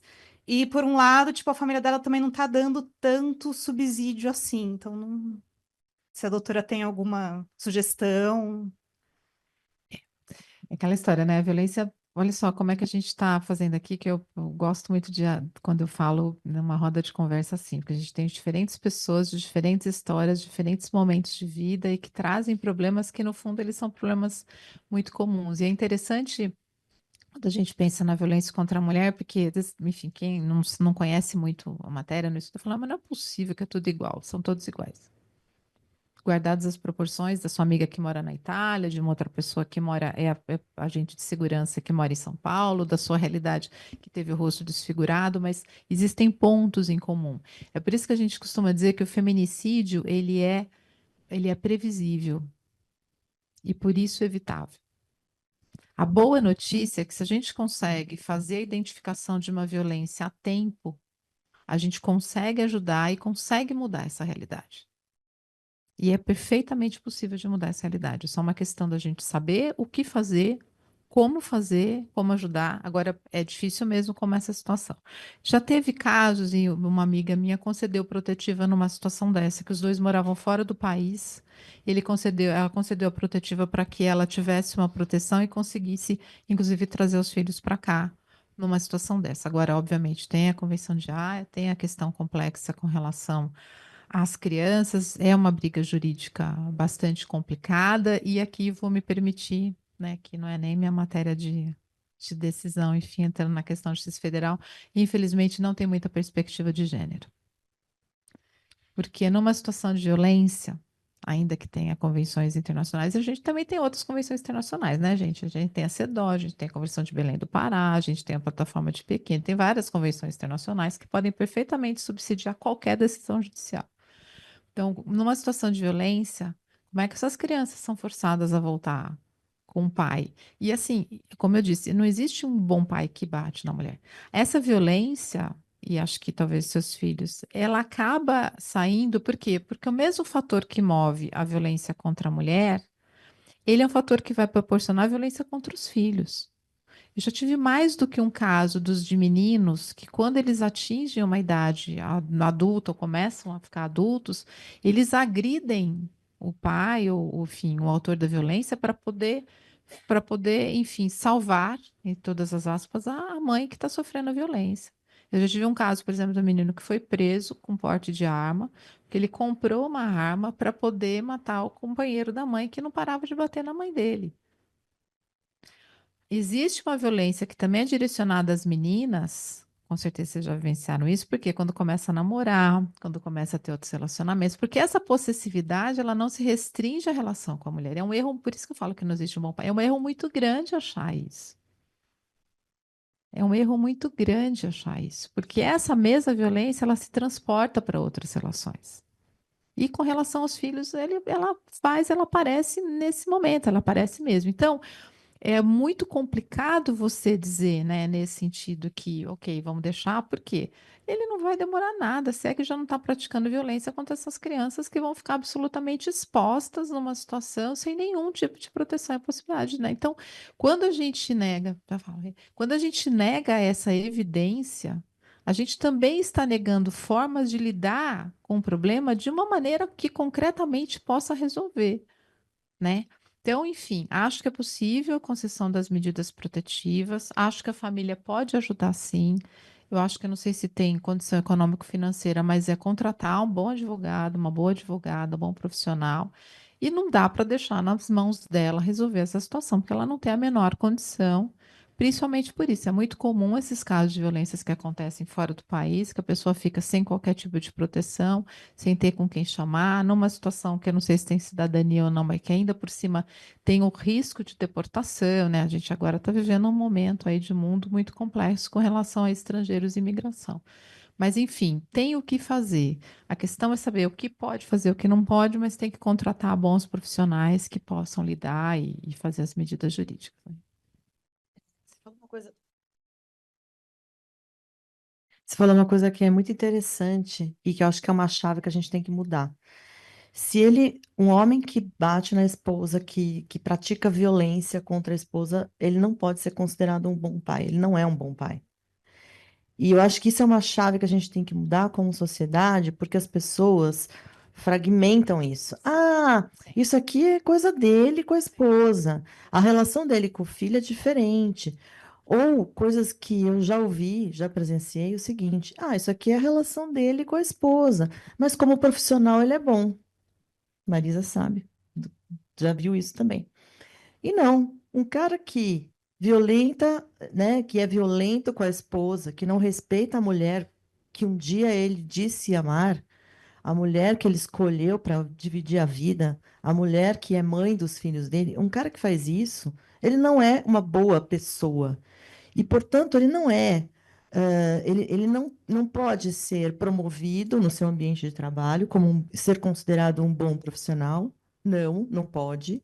Ele não pode ser considerado um bom pai. Porque é isso, às vezes porque ele causou traumas para aquela criança, ainda que ele nunca toque naquela criança, ele causou traumas naquela criança e mais, se aquela criança for um menino, pode ser um menino que depois repita a violência que ele viu o pai fazer. Se for uma menina que ela vai ser criada traumatizada com aquilo ou achando que aquilo é normal, caso o marido dela, o futuro marido, pratique violência com ela. E isso é muito comum a gente ouvir nos casos de estupro de criança, né? Que pergunta para a mãe: você viu o seu marido estuprando o seu filho, não sei o quê? Por que você não fez nada? Ah, porque meu pai também fazia isso comigo. Então a gente tem que quebrar esse ciclo, né? Quebrar esse ciclo de achar, de compartimentar as pessoas do lado bom e do lado ruim. Não. Quem faz isso como mulher não é uma pessoa boa.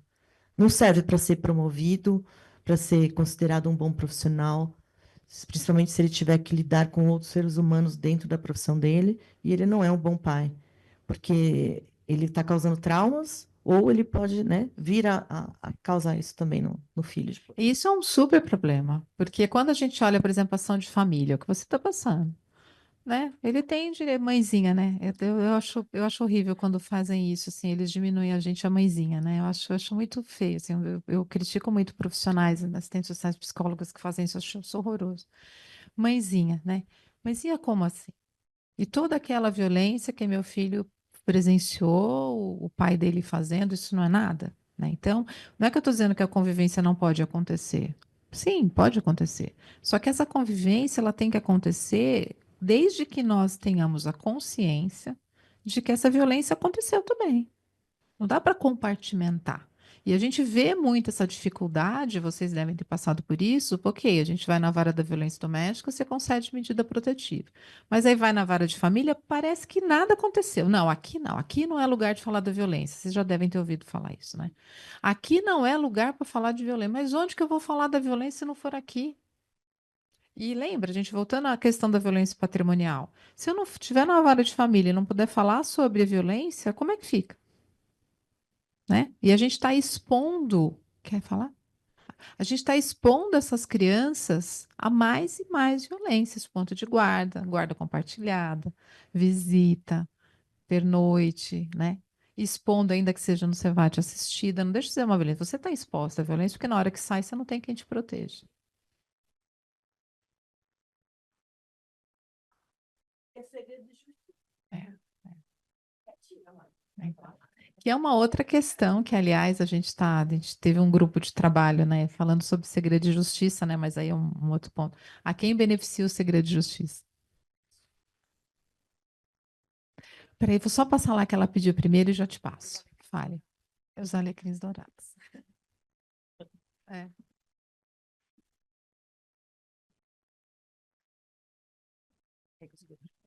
Assim, né? Não sou muito bem com esse negócio, não. Então, doutora, deixa eu falar uma coisinha aqui, porque eu sou do Recife, né? Pernambuco. Ah, pernambucana. Sou. E faz um tempão que eu estou aqui, morando aqui, né? Mas eu vim através da minha irmã, né? A minha irmã já sentia violência com o marido. Eu não sabia. Aí eu vim, ela me trouxe, Eu vim para cá, ela arrumou isso para mim.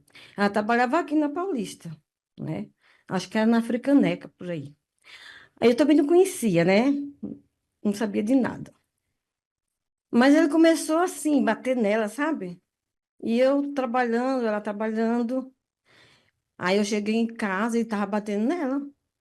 Aí botou a faca no pescoço dela, sentou ela assim na cadeira na sala, né? E começou a bater nela, na cara dela, sabe? Aí eu ia chegando na hora. Aí eu fiquei sem saber o que fazer. Soltei a bolsa, saí correndo, pedindo ajuda, né? Mas ninguém me ajudou. Ninguém me ajudou. Fui chamar a polícia veio, ele foi embora, correu, depois voltou, de um mês assim, eles já voltaram. Só que aqui eu fiquei com ela, né? Porque eu tinha acabado de chegar, né? Não conhecia ninguém. Eu falei, eu vou morar na rua, né? Porque se eu for para cima dele, ele vai me mandar ir para a rua. Aí eu vou ficar onde? Morar debaixo da ponte? Aí eu fiquei com medo, né? Aí eu quis voltar, mas cadê dinheiro para voltar? Eu não já tinha gastado meu dinheiro, né? Aí eu também ajudava eles lá. Aí minha irmã tinha dois serviços e ela tinha dois filhos com ele, uma menina e um menino. Eles ainda estavam pequenos, entendeu? Aí eu falei, eu vou te ajudar, entendeu? Eu também gosto muito de trabalhar, toda vez trabalhei dentro de criança que eu trabalho, sabe? E nunca parei de trabalhar, até agora. Enquanto a cima estiver me pegando, eu estou trabalhando, entendeu? Mas aí eu fiquei indignada daquilo. Aí ele voltou, ficaram tudo bem. Aí daqui a pouco ele começou de novo a bater. Aí eu pensei que ele ia assim, ficar, né? Legal, né? Aí ele, medrosa, né? Com medo dele matar, né? Aí aconteceu a mesma coisa. Aí nesse dia eu vim trabalhar e ela não veio. Só que aí, eu acho que ela, não sei o que aconteceu, que ela não foi trabalhar. E eu vim trabalhar. Eu trabalhava até aqui também na Paulista, também, que ela tinha arrumado para mim, né? Aí, quando eu cheguei em casa de noite, né? Que ela era bem bonita, ela andava bem bonita, sabe? É porque minha irmã não, ela andava bem arrumada mesmo. Aí ele ficava morrendo de ciúme, né? Ciúme. Cheguei em casa e aconteceu a mesma coisa. E ele batendo na cara dela, batendo na cara, ela tava com o rosto. Quando eu abri a porta assim, que eu vi uma gritalhada dentro de casa, assim, a zoada. Os meninos tudo assustados. Eu falei, meu Deus, o que eu vou fazer agora? Aí eu corri. Quando eu abri a porta, ele estava batendo na cara dela, batendo no rosto dela, sabe? Aí eu não aguentei aquilo. Eu falei, eu vou fazer alguma coisa. Agora eu não vou, ou ele vai me matar, ou eu vou matar ele. Eu pensei assim na minha mente, entendeu? Eu não sei de onde que veio tanta coragem. Aí eu falei, meu Deus, não pode acontecer isso. Aí eu peguei e peguei ele assim por trás, que ele não me viu, eu abri a porta bem devagarzinho. Aí ele não me viu, que ele estava lá, né? Batendo, batendo, batendo, e o olho dela já estava assim, inchadão, assim, bem vermelho, assim, e ela gritando, né? Aí lá dentro de uma casa, acho que ninguém escuta lá de fora, né? Não sei também. Eu sei que quando eu fui chegando em casa, eu escutei o grito dela, né? Pedindo socorro, pedindo para ele parar. Mas aí eu abri a porta bem devagarzinho, assim. Quando eu abri a porta, ele estava lá. Eu não aguentei, não sei de onde que vi força em mim, sabe? Uma energia que, sei lá o que foi que aconteceu. Eu abri a porta, catei por trás, pela camisa dele, puxei assim com força, para trás, assim. Aí, quando ele me viu assim, aí ele falou para mim não fazer isso, não parar, que ia bater em mim também. Eu falei, se você é homem, você não bate em mim agora. Porque na minha irmã, você não vai bater mais. Falei assim para ele, entendeu? Aí ele veio para cima de mim, eu catei a faca. Aí ele voltou. Quando ele voltou, eu catei o jarro e maei na cara dele. Maei na cara dele o jarro que estava em cima da mesa. E minha irmã lá sentada, sem poder fazer nada, coitada, entendeu? Aí ele veio para cima de mim. Aí eu falei, se você vir, você vai morrer, porque eu vou te matar agora. Ela, você não é homem? Vamos ver se você é homem agora. Falei, mesmo assim, agora eu não sei o que foi que deu em mim, que me deu vontade de fazer isso, entendeu? Que eu não aguentei. Aí eu, aí eu coloquei os meninos para fora, os dois filhos dela para fora, que é pequenininho, né? Tudo assustado, tremendo, chorando, né? Aí ele pegou e falou: se você não for embora agora, eu te mato agora. Falei para ele: bate na menina agora, se você é homem. Falei para ele: bate de novo. Covarde, chamei com ele, covarde, um monte de coisa, falei para ele. Aí ele pegou, falou assim: se você não for embora agora, eu te mato. Eu estava tremendo, eu estava, não sei o que foi que aconteceu comigo. Eu nunca esqueci isso, nunca, sabe? Já parou já aqui? Estão vindo aí? Aí ele pegou as coisas dele, né? Pegou as coisas dele e foi embora. Aí ele foi trabalhar, como se não tivesse conseguido nada. Aí eu fui lá na firma dele e falei com o patrão dele para mandar ele embora, porque ele estava fazendo essas coisas com a minha irmã. E aí o patrão dele conversou com ele, mas só que no mesmo dia eu falei: se a Bíblia não tiver culpa, que Deus castigasse ela. Se ela não tiver culpa, que Deus castigue ele. Então, foi eu fechar a boca. Não sei o que foi que aconteceu, que no mesmo dia à noite ele caiu da máquina lá que ele trabalhava e quebrou isso aqui, sabe? Quebrou isso aqui, não morreu. Nesse dia, e o pior é que o homem não morreu, você acredita? Meu Deus do céu! E depois, sabe? É, eu estava assim, aí eu estava dormindo nessa hora, que já estava de noite. Minha irmã falou, eu falei: vamos arrumar as coisas e vamos embora.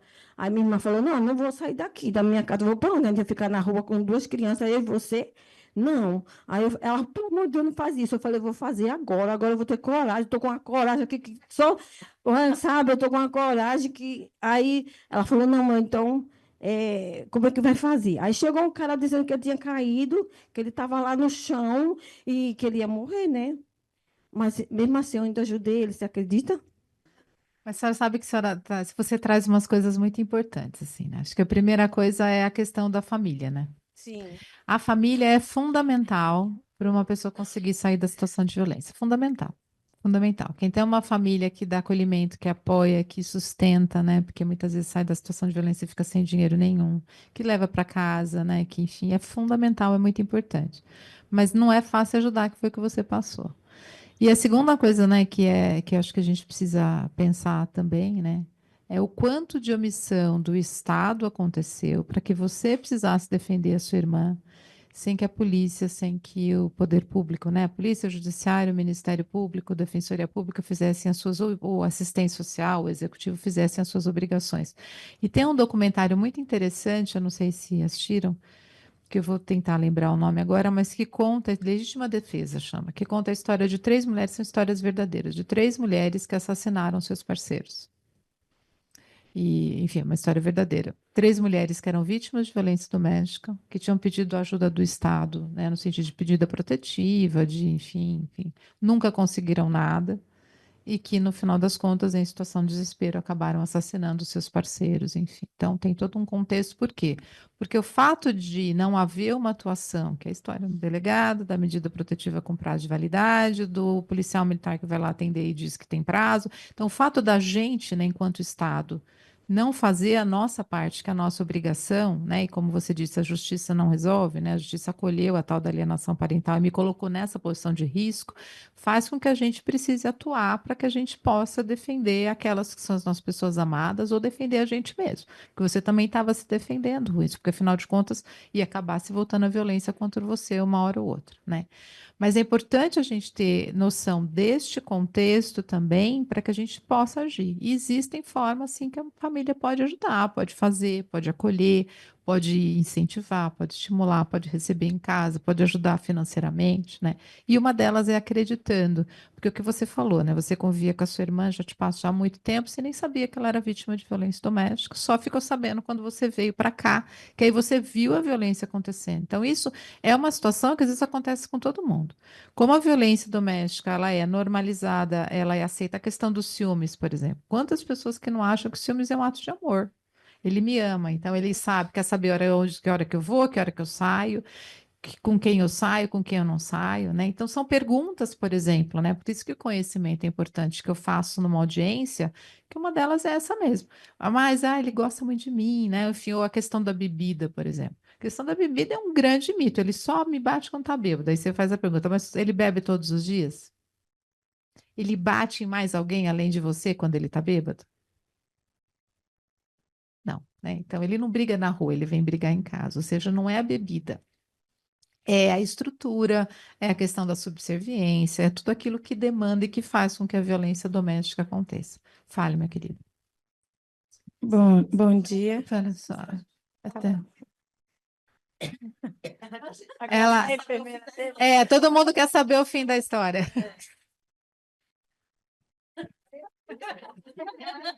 Ai, meu Deus. Meu Deus do céu, eu nem ia nem falar isso aqui, né? Mas é como eu nunca me esqueci, nunca saiu da memória, né?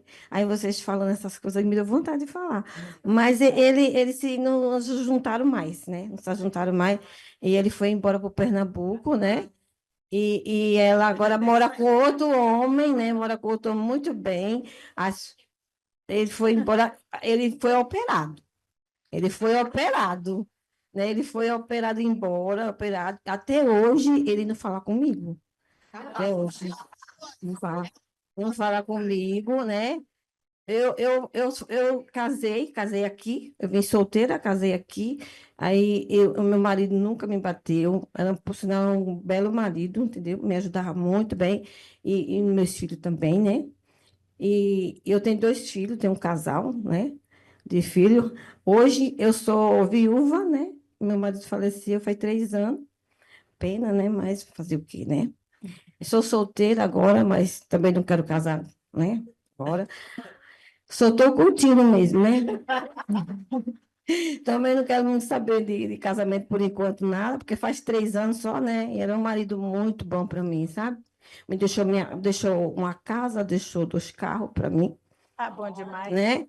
Tô bem, né? Mas eu queria estar com ele, na verdade, né? Mas Deus não quis, né? Mas apesar que a minha irmã mora aqui em São Paulo, eu também, ela agora vive muito bem, os filhos dela também são casados aqui, vivem muito bem, a filha dela que vai de vez em quando lá, né? Aí ele tá lá, né? Tá lá com os perrengues dele, tomara que ele nunca mais volte, né? Se separaram de vez mesmo, porque eu também falei com ela, né? Falei com a minha irmã. Porque se ela ficasse com ele de novo e ela batesse, quem ia bater nela sou eu. Falei para ela, né? Porque não é justo, né? Falei, como é que é justo eu te defender tanto? Porque eu não sei de onde foi que eu fiz isso, como foi que eu fiz isso, né?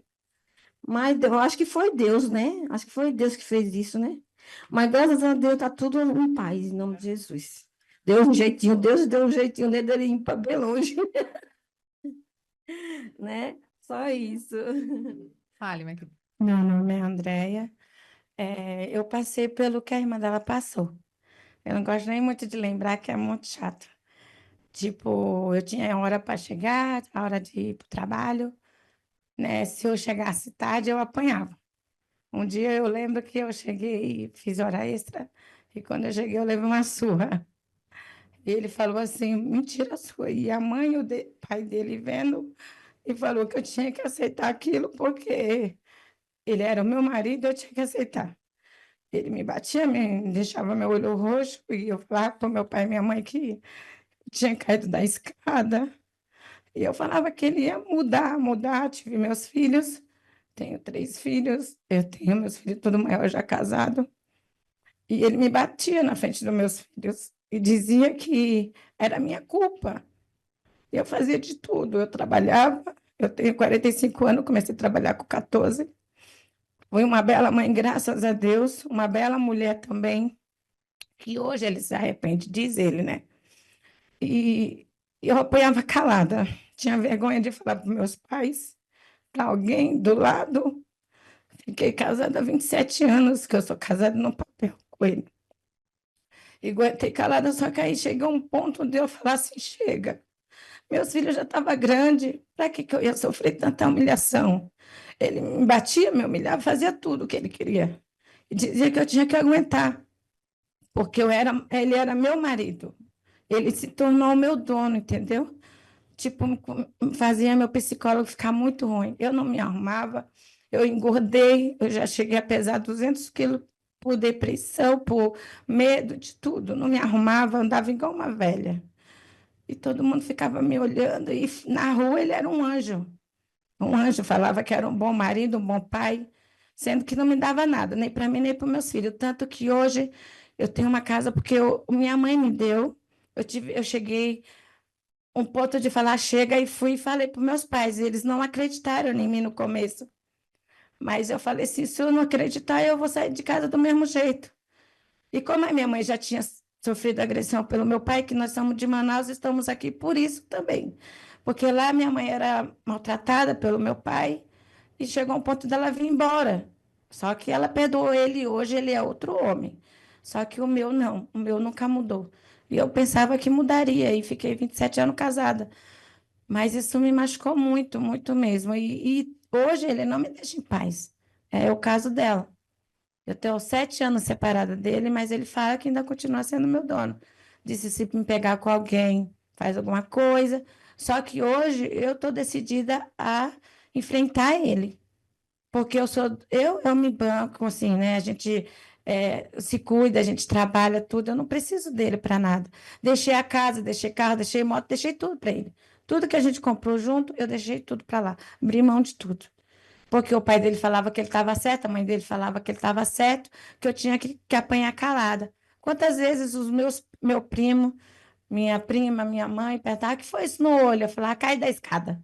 Teve um dia que meu primo falou, nossa, mas essa sua escada é assassina, viu? Porque toda vez quando eu venho te ver, seu olho está roxo. E a vergonha de falar que apanhava calada. E era isso, mas hoje eu sou outra Andréa, graças a Deus. Já faz 7 anos que eu estou vivendo, eu e minha filha, na casinha que minha mãe me deu, pequenininha, mas é minha. E lá eu chego, igual eu falo para as minhas colegas de trabalho, que eu chego sabendo que ninguém vai me bater, ninguém vai me maltratar, que eu vou chegar em casa em paz. Só encontrar a minha princesa, que é a minha filha.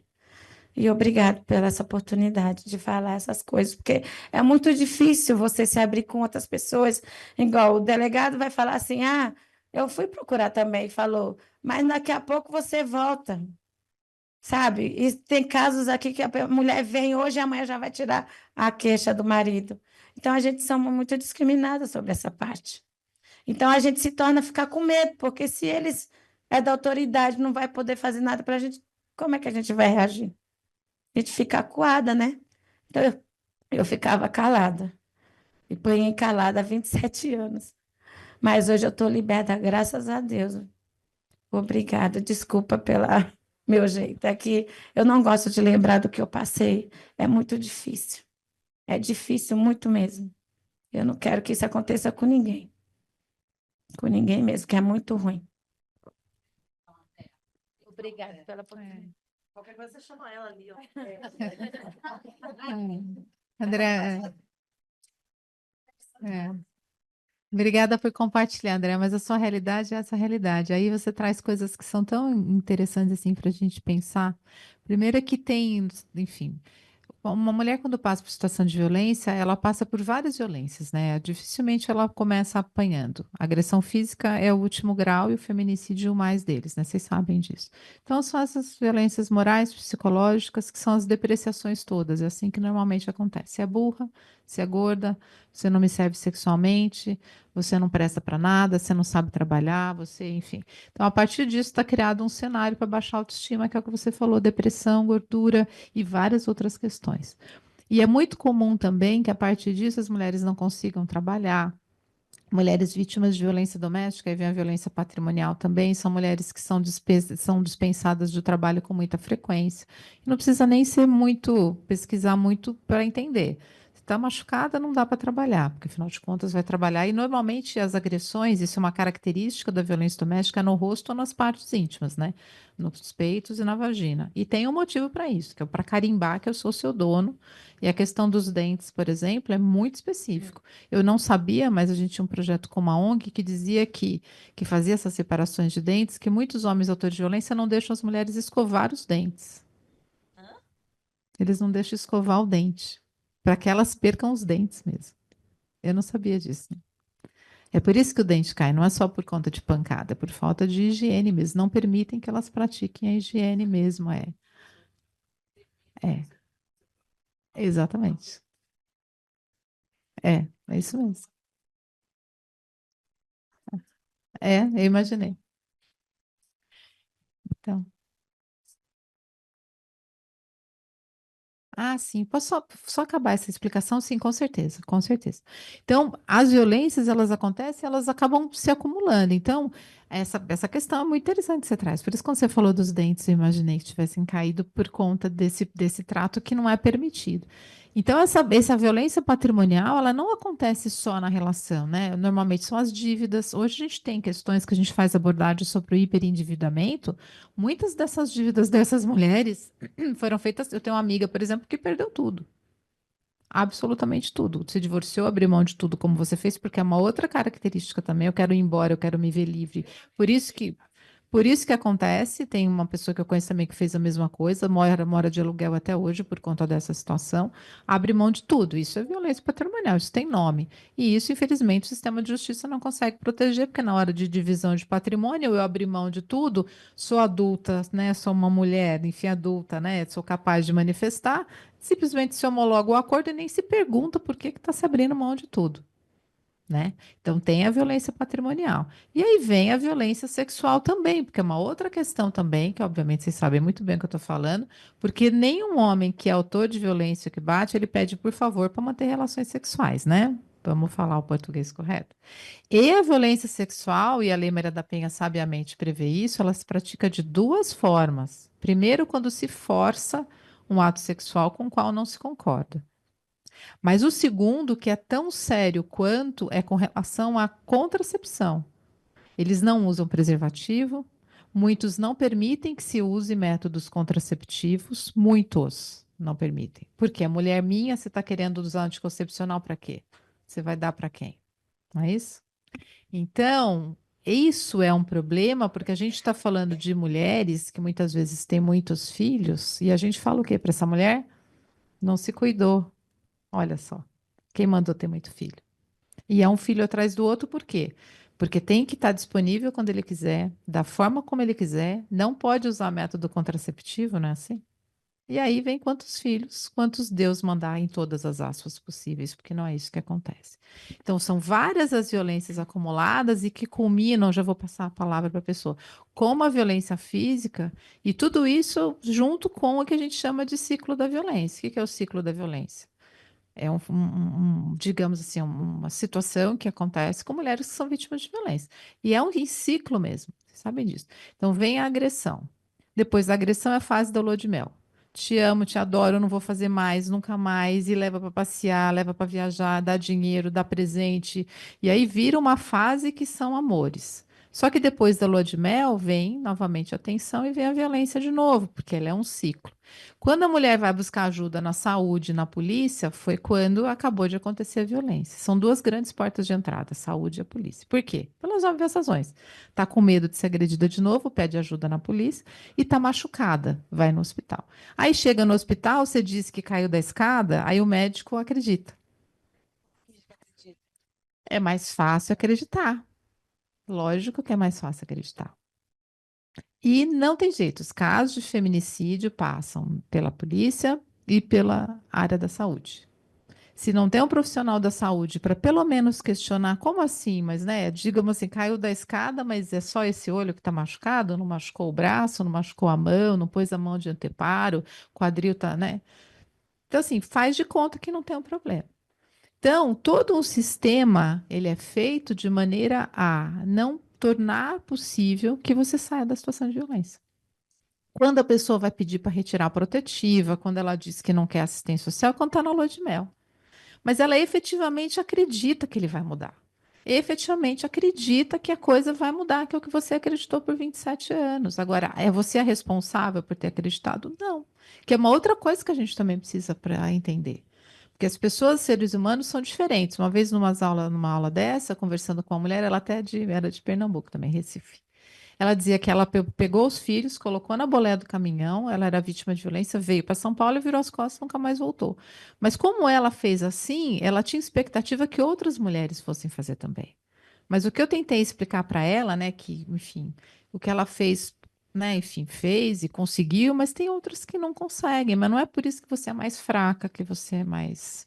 Não é por isso que você não merece acolhimento, ou não merece que o sistema te proteja, ou proporcione as condições para você sair, porque nós somos pessoas diferentes. E essa questão do ciclo da violência afeta diferentemente diferentes pessoas. E é por isso que é difícil ajudar uma pessoa que está passando por situação de violência. Porque não é raro que ela passe pela situação de violência e depois, na fase da lua de mel, queira voltar de novo. Porque a gente está falando de uma relação e de uma violência que ela tem elementos muito diferentes de outras violências. Uma pessoa que tem um celular roubado na rua, o que ela quer que o roubador? Ela quer que ele, né, se ferre, que vá preso, que morra, né? Quem já teve celular subtraído, enfim. Uma pessoa que passa por uma violência dentro de casa, ela está passando a violência por uma pessoa que ela gosta, que ela tem uma relação emocional, que ela tem filhos em conjunto. A gente está falando de uma violência, lembra que eu falei que é um problema complexo, que tem características específicas, por isso que a gente precisa da Lei Maria da Penha? A gente está falando de uma violência que ela tem características muito diferentes das características de uma violência urbana. Só que isso não é entendido, por exemplo, quando você vai na delegacia e fala que daqui a pouco você vai voltar. Quem não tem esse conhecimento aqui que a gente está compartilhando todas juntas para refletir juntas maneiras de fazer o enfrentamento, acaba achando que gosta de apanhar mesmo, mulher de malandro. Então, quando a gente vai também olhar para a gente numa situação de violência ou tentar ajudar quem está passando, a gente também tem que ter conhecimento desse movimento, que é um movimento muito difícil de ser analisado. Fora a questão financeira, gente. Ninguém vive sem dinheiro. É o que você falou, não deixa trabalhar. Quando trabalha, controla o salário. Quando não controla o salário, faz dívida no nome da pessoa, para a pessoa nunca mais conseguir sair da situação de dívida. Quando divorcia, a gente abre mão de tudo porque não quer mais passar por situação de violência, ainda tem que cuidar dos filhos, pagar pensão, pagar aluguel, tem que trabalhar, mas aí está com problema emocional, psicológico, está machucada, é mandada embora, a carteira de trabalho tem um monte de você, enfim, emprega, depois manda embora, emprega. Quanto mais anotação na carteira de trabalho, menos credibilidade você consegue ter para conseguir um outro trabalho. Ou seja, olha só a situação que a gente se encontra. E aí a gente chega para a mulher e fala assim: por que que você não saiu da situação de violência? Vamos lá, quem que queria falar? Eu consigo ver? Ah, tá. Tá. Oi, doutora, bom dia. Bom dia. Eu me chamo Esmeralda e excelente palestra, eu parabenizo a todos, mas eu gostaria de chamar a atenção para um ponto. Eu era professora antes de ser funcionária da Justiça e eu me deparei com uma situação que eu vejo vocês falando das mulheres em geral, né? E eu me deparei com uma situação de uma aluna minha que começou a namorar com seus 13 anos e ela veio me contar que o pai tirou a virgindade dela. Eu fiquei chocada com aquilo, eu falei, mas como assim? O que está acontecendo, né? Tentei, chamei a mãe e, para minha surpresa, a mãe me falou que o pai tinha o direito de fazer aquilo, porque ela ia perder a virgindade com o namorado mesmo, então que o pai fosse o primeiro homem da vida dela. Eu nunca mais esqueci essa história. Eu fiquei tão chocada que eu encaminhei o caso para o conselho tutelar, mas pelo que eu acompanhei da criança, né, que para mim era uma criança, 13 anos, não aconteceu nada. Não aconteceu absolutamente nada. O pai continuou na casa, não aconteceu absolutamente nada. E eu nunca esqueci dessa história. Então, eu acho que teria que ter um olhar também para as crianças, porque às vezes não está acontecendo só com a mulher, com a mãe em si, né? Porque essa mãe também sofria agressões, segundo a menina. Mas o fato do pai ter se voltado para a filha e ter feito uma coisa dessa foi uma coisa assim que eu nunca mais me esqueci. Isso tem muitos anos. Era isso que eu queria contribuir, porque, veja, a mãe sofria violência e ela achava certo o pai praticar esse tipo de violência contra a própria filha. Esmeralda, né? Isso. Isso. Obrigada pela pergunta. Obrigada pela observação, por trazer esse assunto. Acho que é um assunto que dá para a gente explorar aqui de diferentes formas, né? A primeira delas é que, assim como a gente está numa estrutura que é uma estrutura misógina, machista, né? Enfim, nós mulheres, eu aprendi isso com um psicólogo que estuda masculinidades, a gente não é machista, porque a gente não se beneficia do machismo de nenhuma forma, ainda que a gente ache que se beneficie dele. O machismo ele é sempre ruim para mulheres, em todos os aspectos, mas a gente muitas vezes reproduz padrões machistas. E aí é uma hora em que a gente fala que essas certas mulheres, certos homens que têm posturas muito melhores ou muito mais acolhedoras do que certas mulheres, né? E é uma realidade mesmo que a gente sente isso mesmo. Isso faz parte, isso também faz parte desse conhecimento que a gente precisa ter, né? Porque a gente aprende como essa mãe, enfim, essa mulher a que você se referiu, dizendo, o homem ele tem o direito, porque afinal de contas é o pai, ela vai perder a virgindade com alguém, mesmo que perca com o pai, enfim. E a gente tem essas situações que elas se reproduzem, ou às vezes algumas mulheres, mesmo na realidade da sua família que você viveu, que não acreditaram que você estava passando por situação de violência, ou a sogra, o sogro, mas a sogra também, que achavam que seu ex-marido tinha o direito de bater em você, porque afinal de contas você era a mãe dele, ou seja, foi uma violência que também veio da mãe dele, que é uma mulher também, que provavelmente também era vítima de violência, mas que reproduziu essa violência em você, reproduzindo essa violência estrutural, esse machismo, essa situação que é extremamente ruim, que todas nós passamos e que a gente precisa, né? Então não é porque, em outras palavras, é a mulher que não vai ter reprodução de padrão machista.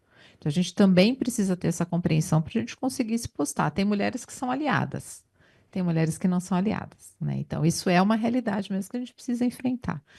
Mas a outra situação também, que eu acho também importante, eu não sei se é esse o caso, Meralda, mas você falou que ela também era vítima de violência, mas que também tem questões que são colocadas para uma mulher que está passando por uma situação de violência e que por vezes a gente exige que essa mulher defenda os filhos. Tem mulheres, inclusive, que são processadas criminalmente, né, por abandono, por maus tratos, ou até tem casos de denúncia oferecida contra a mulher por estupro, né, porque o pai da criança estuprou a criança, ele é processado por estupro, e a mulher também está sendo processada por estupro, porque afinal de contas não defendeu os filhos, mas que também, na minha opinião, a gente tem que fazer uma análise um pouco mais aprofundada, porque muitas vezes ela simplesmente não consegue se defender naquela relação. E aquela violência acaba acontecendo porque ela também é violentada, ela também não vê meios de sair, ela também está com questões que são questões que não permitem que ela saia da situação de violência. E por vezes essas violências que são também feitas com relação às crianças, ela não consegue controlar, ela não consegue impedir que aconteçam. Então a gente precisa entender um pouquinho esse universo para saber até que ponto que, na verdade, ela sofrendo essa violência não consegue fazer com que os filhos deixem de sofrer, ou, na verdade, até que ponto que ela é conivente. Mas aí tem uma outra questão que é muito importante também, que é a questão das crianças, né? Porque quando a gente olha para as crianças, né, e vê essa questão, por exemplo, da alienação parental, que foi uma alegação feita com relação a você, né, acreditando que você está cometendo a alienação parental, por isso que o filho não quer ver o pai, a gente também está esquecendo que a criança ela tem direito, ela tem emoções, ela tem sentimento, ela também pode, em dado momento, não querer conviver com aquele homem, porque aquele homem foi autor de violências, né? Então, acho que são questões que a gente precisa pensar. E as crianças são, sim, vítimas de violência. E como não existe a possibilidade que dentro de um lugar onde haja violência, que ela ainda que não seja vítima indireta da violência que está acontecendo. Então, aí é uma típica situação que o conselho tutelar precisa fazer, porque é um estupro, né? Estupro de vulnerável, ela tem 13 anos, menor de 14 anos, enfim, e por vezes até geram gravidezes, né? É uma situação que precisa fazer, precisa agir mesmo, até porque aqui entre nós dificilmente é uma situação só de violência, né? O que as pesquisas indicam, a ciência é que, na verdade, são várias as violências para ele chegar a praticar um estupro consumado, né? Uma relação sexual consumada, uma relação sexual mesmo, enfim nesse sentido de consumado com penetração a ponto de rompimento de ímen. E tem que ter havido uma outra situação pregressa, ou seja, uma violência que muito provavelmente já está acontecendo há muito tempo, né? Por isso que a gente precisa parar para olhar esse cenário e colocar essas crianças numa proteção, porque isso é um absurdo, né? Não dá para acontecer. Se uma mulher acreditar que se posicionar como se ele tinha direito de fazer isso, você imagina o que não tem na cabeça dessa menina, falar, não chegar na frente do juiz e falar, não, é verdade, a professora, ou então falar, não, a professora está louca, Eu não falei dessa forma. É muito complicado. Então, eles são manipuladores. Isso é uma realidade. Eles são bastante manipuladores. Para casa com o pai e com a mãe. Convence a criança, né, para chegar a falar num conselho tutelar ou para um juiz, que seja o caso, não foi bem isso que foi falado. Foi um engano, ela entendeu diferente. Você sabe que você traz uma questão que, assim, tem um processo, tem dois, né, que na verdade são situações que que foram avaliadas em crianças que passam por situação de violência sexual, que normalmente são praticadas por pessoas muito próximas, que chama grooming. Isso foi avaliado para crianças que tinham passado por violência sexual. Elas realmente acreditavam que elas é que tinham seduzido o autor da violência e que elas eram responsáveis pela violência sexual que aconteceu, que é o que você traz, né? Então, na verdade, isso é porque isso dificulta a criança a pedir ajuda, a falar sobre a violência que ela passou, a tentar buscar formas de solucionar. Já deu? A acabar. Né? A buscar ajuda e tentar formas de sair, porque afinal de contas, se ela é responsável pela violência, foi ela que seduziu aquele que praticou a violência contra ela, como é que ela vai? E o outro, que é uma situação que mulheres que passam por situação de violência passam, que eu imagino que você passou, a sua irmã também, e todas, enfim, que é a síndrome do desamparo aprendido, que na verdade foi observada em mulheres que passavam por inúmeras violências ou inúmeras, digamos, agressões, que eram agressões que produziam muita dor, mas que, muito embora passando por situações que produziam muita dor, elas não conseguiam reagir. Às vezes mulheres que eram, enfim, porque normalmente feminicídios, pode reparar, isso não é à toa, são praticados com muitos, não é só um disparo de arma de fogo, são 20. Não é só uma facada, são 30. E elas são muito bem direcionadas para certas partes do corpo que produzem deformações, ou que produzem e fazem com que essa pessoa consiga realmente dizer, olha, eu sou o dono desse corpo, eu posso fazer com ele o que eu quiser, né? Então, situações de feminicídios praticados nas condições em que a mulher não esboçava nenhuma reação. Então, por vezes, não ter reação não é porque é uma pessoa fraca, não é porque está gostando de apanhar, é porque ela está inserida em um processo de tal forma lesivo para a sua parte, enfim, emocional, psicológica, neurológica, inclusive psiquiátrica, que ela não consegue fazer, não consegue reagir efetivamente. Tive uma vez aqui, quanto tempo que eu tenho? Só para já. 5 meses, já deu meio-dia, né? Ah, só acabando aqui, aí a gente já. Teve uma vez que eu vi uma palestra de uma estadunidense que ela veio para o Brasil para falar sobre violência doméstica, que ela falou sobre uma experiência, e com isso eu encerro, que é uma experiência que foi desenvolvida com mulheres, enfim, que sofriam violência, que era muito parecida, sabe aquela experiência com que psicólogos já fizeram com cachorros, né? Que dava um choquezinho no cachorro para o cachorro, aí ele sabia que ele não podia comer a comidinha, né? Então, tem situações que acontecem dentro da violência doméstica que fazem despertar na pessoa que está sofrendo a violência uma consciência de que aquela violência vai acontecer. Então, por vezes, não precisa nem bater. Por vezes, acho que vocês devem ter passado por isso, só a forma como a pessoa abre a porta da casa, você já sabe que a violência vai acontecer, e isso condiciona o seu comportamento e impede você de buscar ajuda. E ela deu vários exemplos. Ela deu exemplo de mulheres que passavam por uma situação que a maneira como ele abria a cortina da casa já era indicativo de que ela ia ser agredida. E aí ela ficava quieta e não falava nada, e cada vez ia diminuindo a capacidade de resistência. Então, com isso, eu quero dizer, a gente passa, violência é um caso, violência contra mulheres, violência de gênero, é uma situação muito séria. E ela é um problema complexo. E para a gente poder fazer uma solução e ter uma situação diferente, a gente precisa entender essa complexidade, ter conhecimento sobre a legislação, convido todas a ler a Lei Maria da Penha, acho importante, e a gente se posicionar dentro dessa situação, tendo consciência das dificuldades que ela tem. Mas é importante, como vocês disseram, você teve a reação, você também, é importante reagir, é importante fazer alguma coisa. É importante falar com as pessoas, é importante que as nossas amigas, filhas, tias, professoras, colegas de trabalho saibam a violência que a gente está passando, publicizar isso é uma forma de proteção, você tem toda a razão. Tem que publicizar, tem que falar, tem que contar, tem que dizer. Uma das formas que a gente tem de fazer com que a violência cesse é essa também, para além do conhecimento, e arrumar aliadas e aliados. Tem muitos homens que são aliados, que protegem, que vê.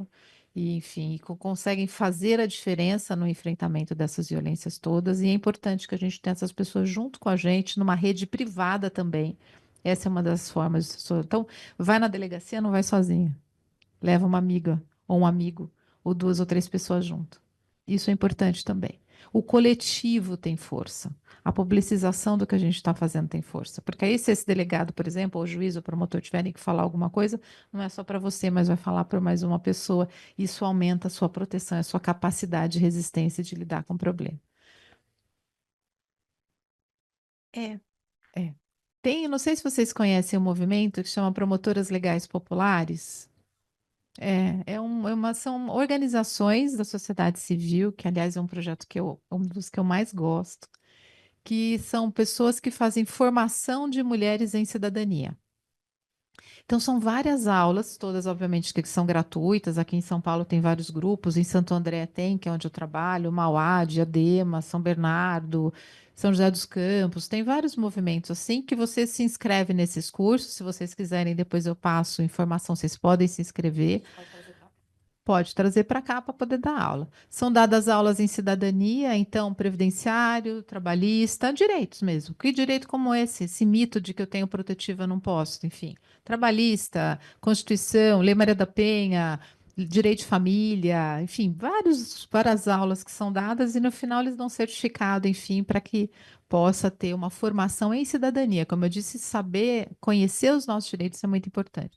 E essas promotoras legais populares, elas formam uma corrente, que é essa corrente coletiva de ajuda. Então, quando uma delas está passando por situação de violência, elas acionam essas amigas, esse grupo mesmo, e elas acompanham na delegacia, acompanham no anexo da violência, na vara da violência, quando vai falar com um advogado, uma advogada, quando vai fazer algum pedido, ajudam também dentro da casa, às vezes até financeiramente ajudam as pessoas para poder sair da situação de violência. Então, é um movimento super interessante, que eu acho que seria importante vocês conhecerem também, porque aí vocês têm mais força para conseguir reagir e mudar a situação e a vida de vocês. Então, acho que posso encerrar a minha fala. Pelo menos, gente, obrigada por me ouvir. Espero ter sanado as dúvidas de vocês e estou super à disposição se precisarem de mais alguma coisa.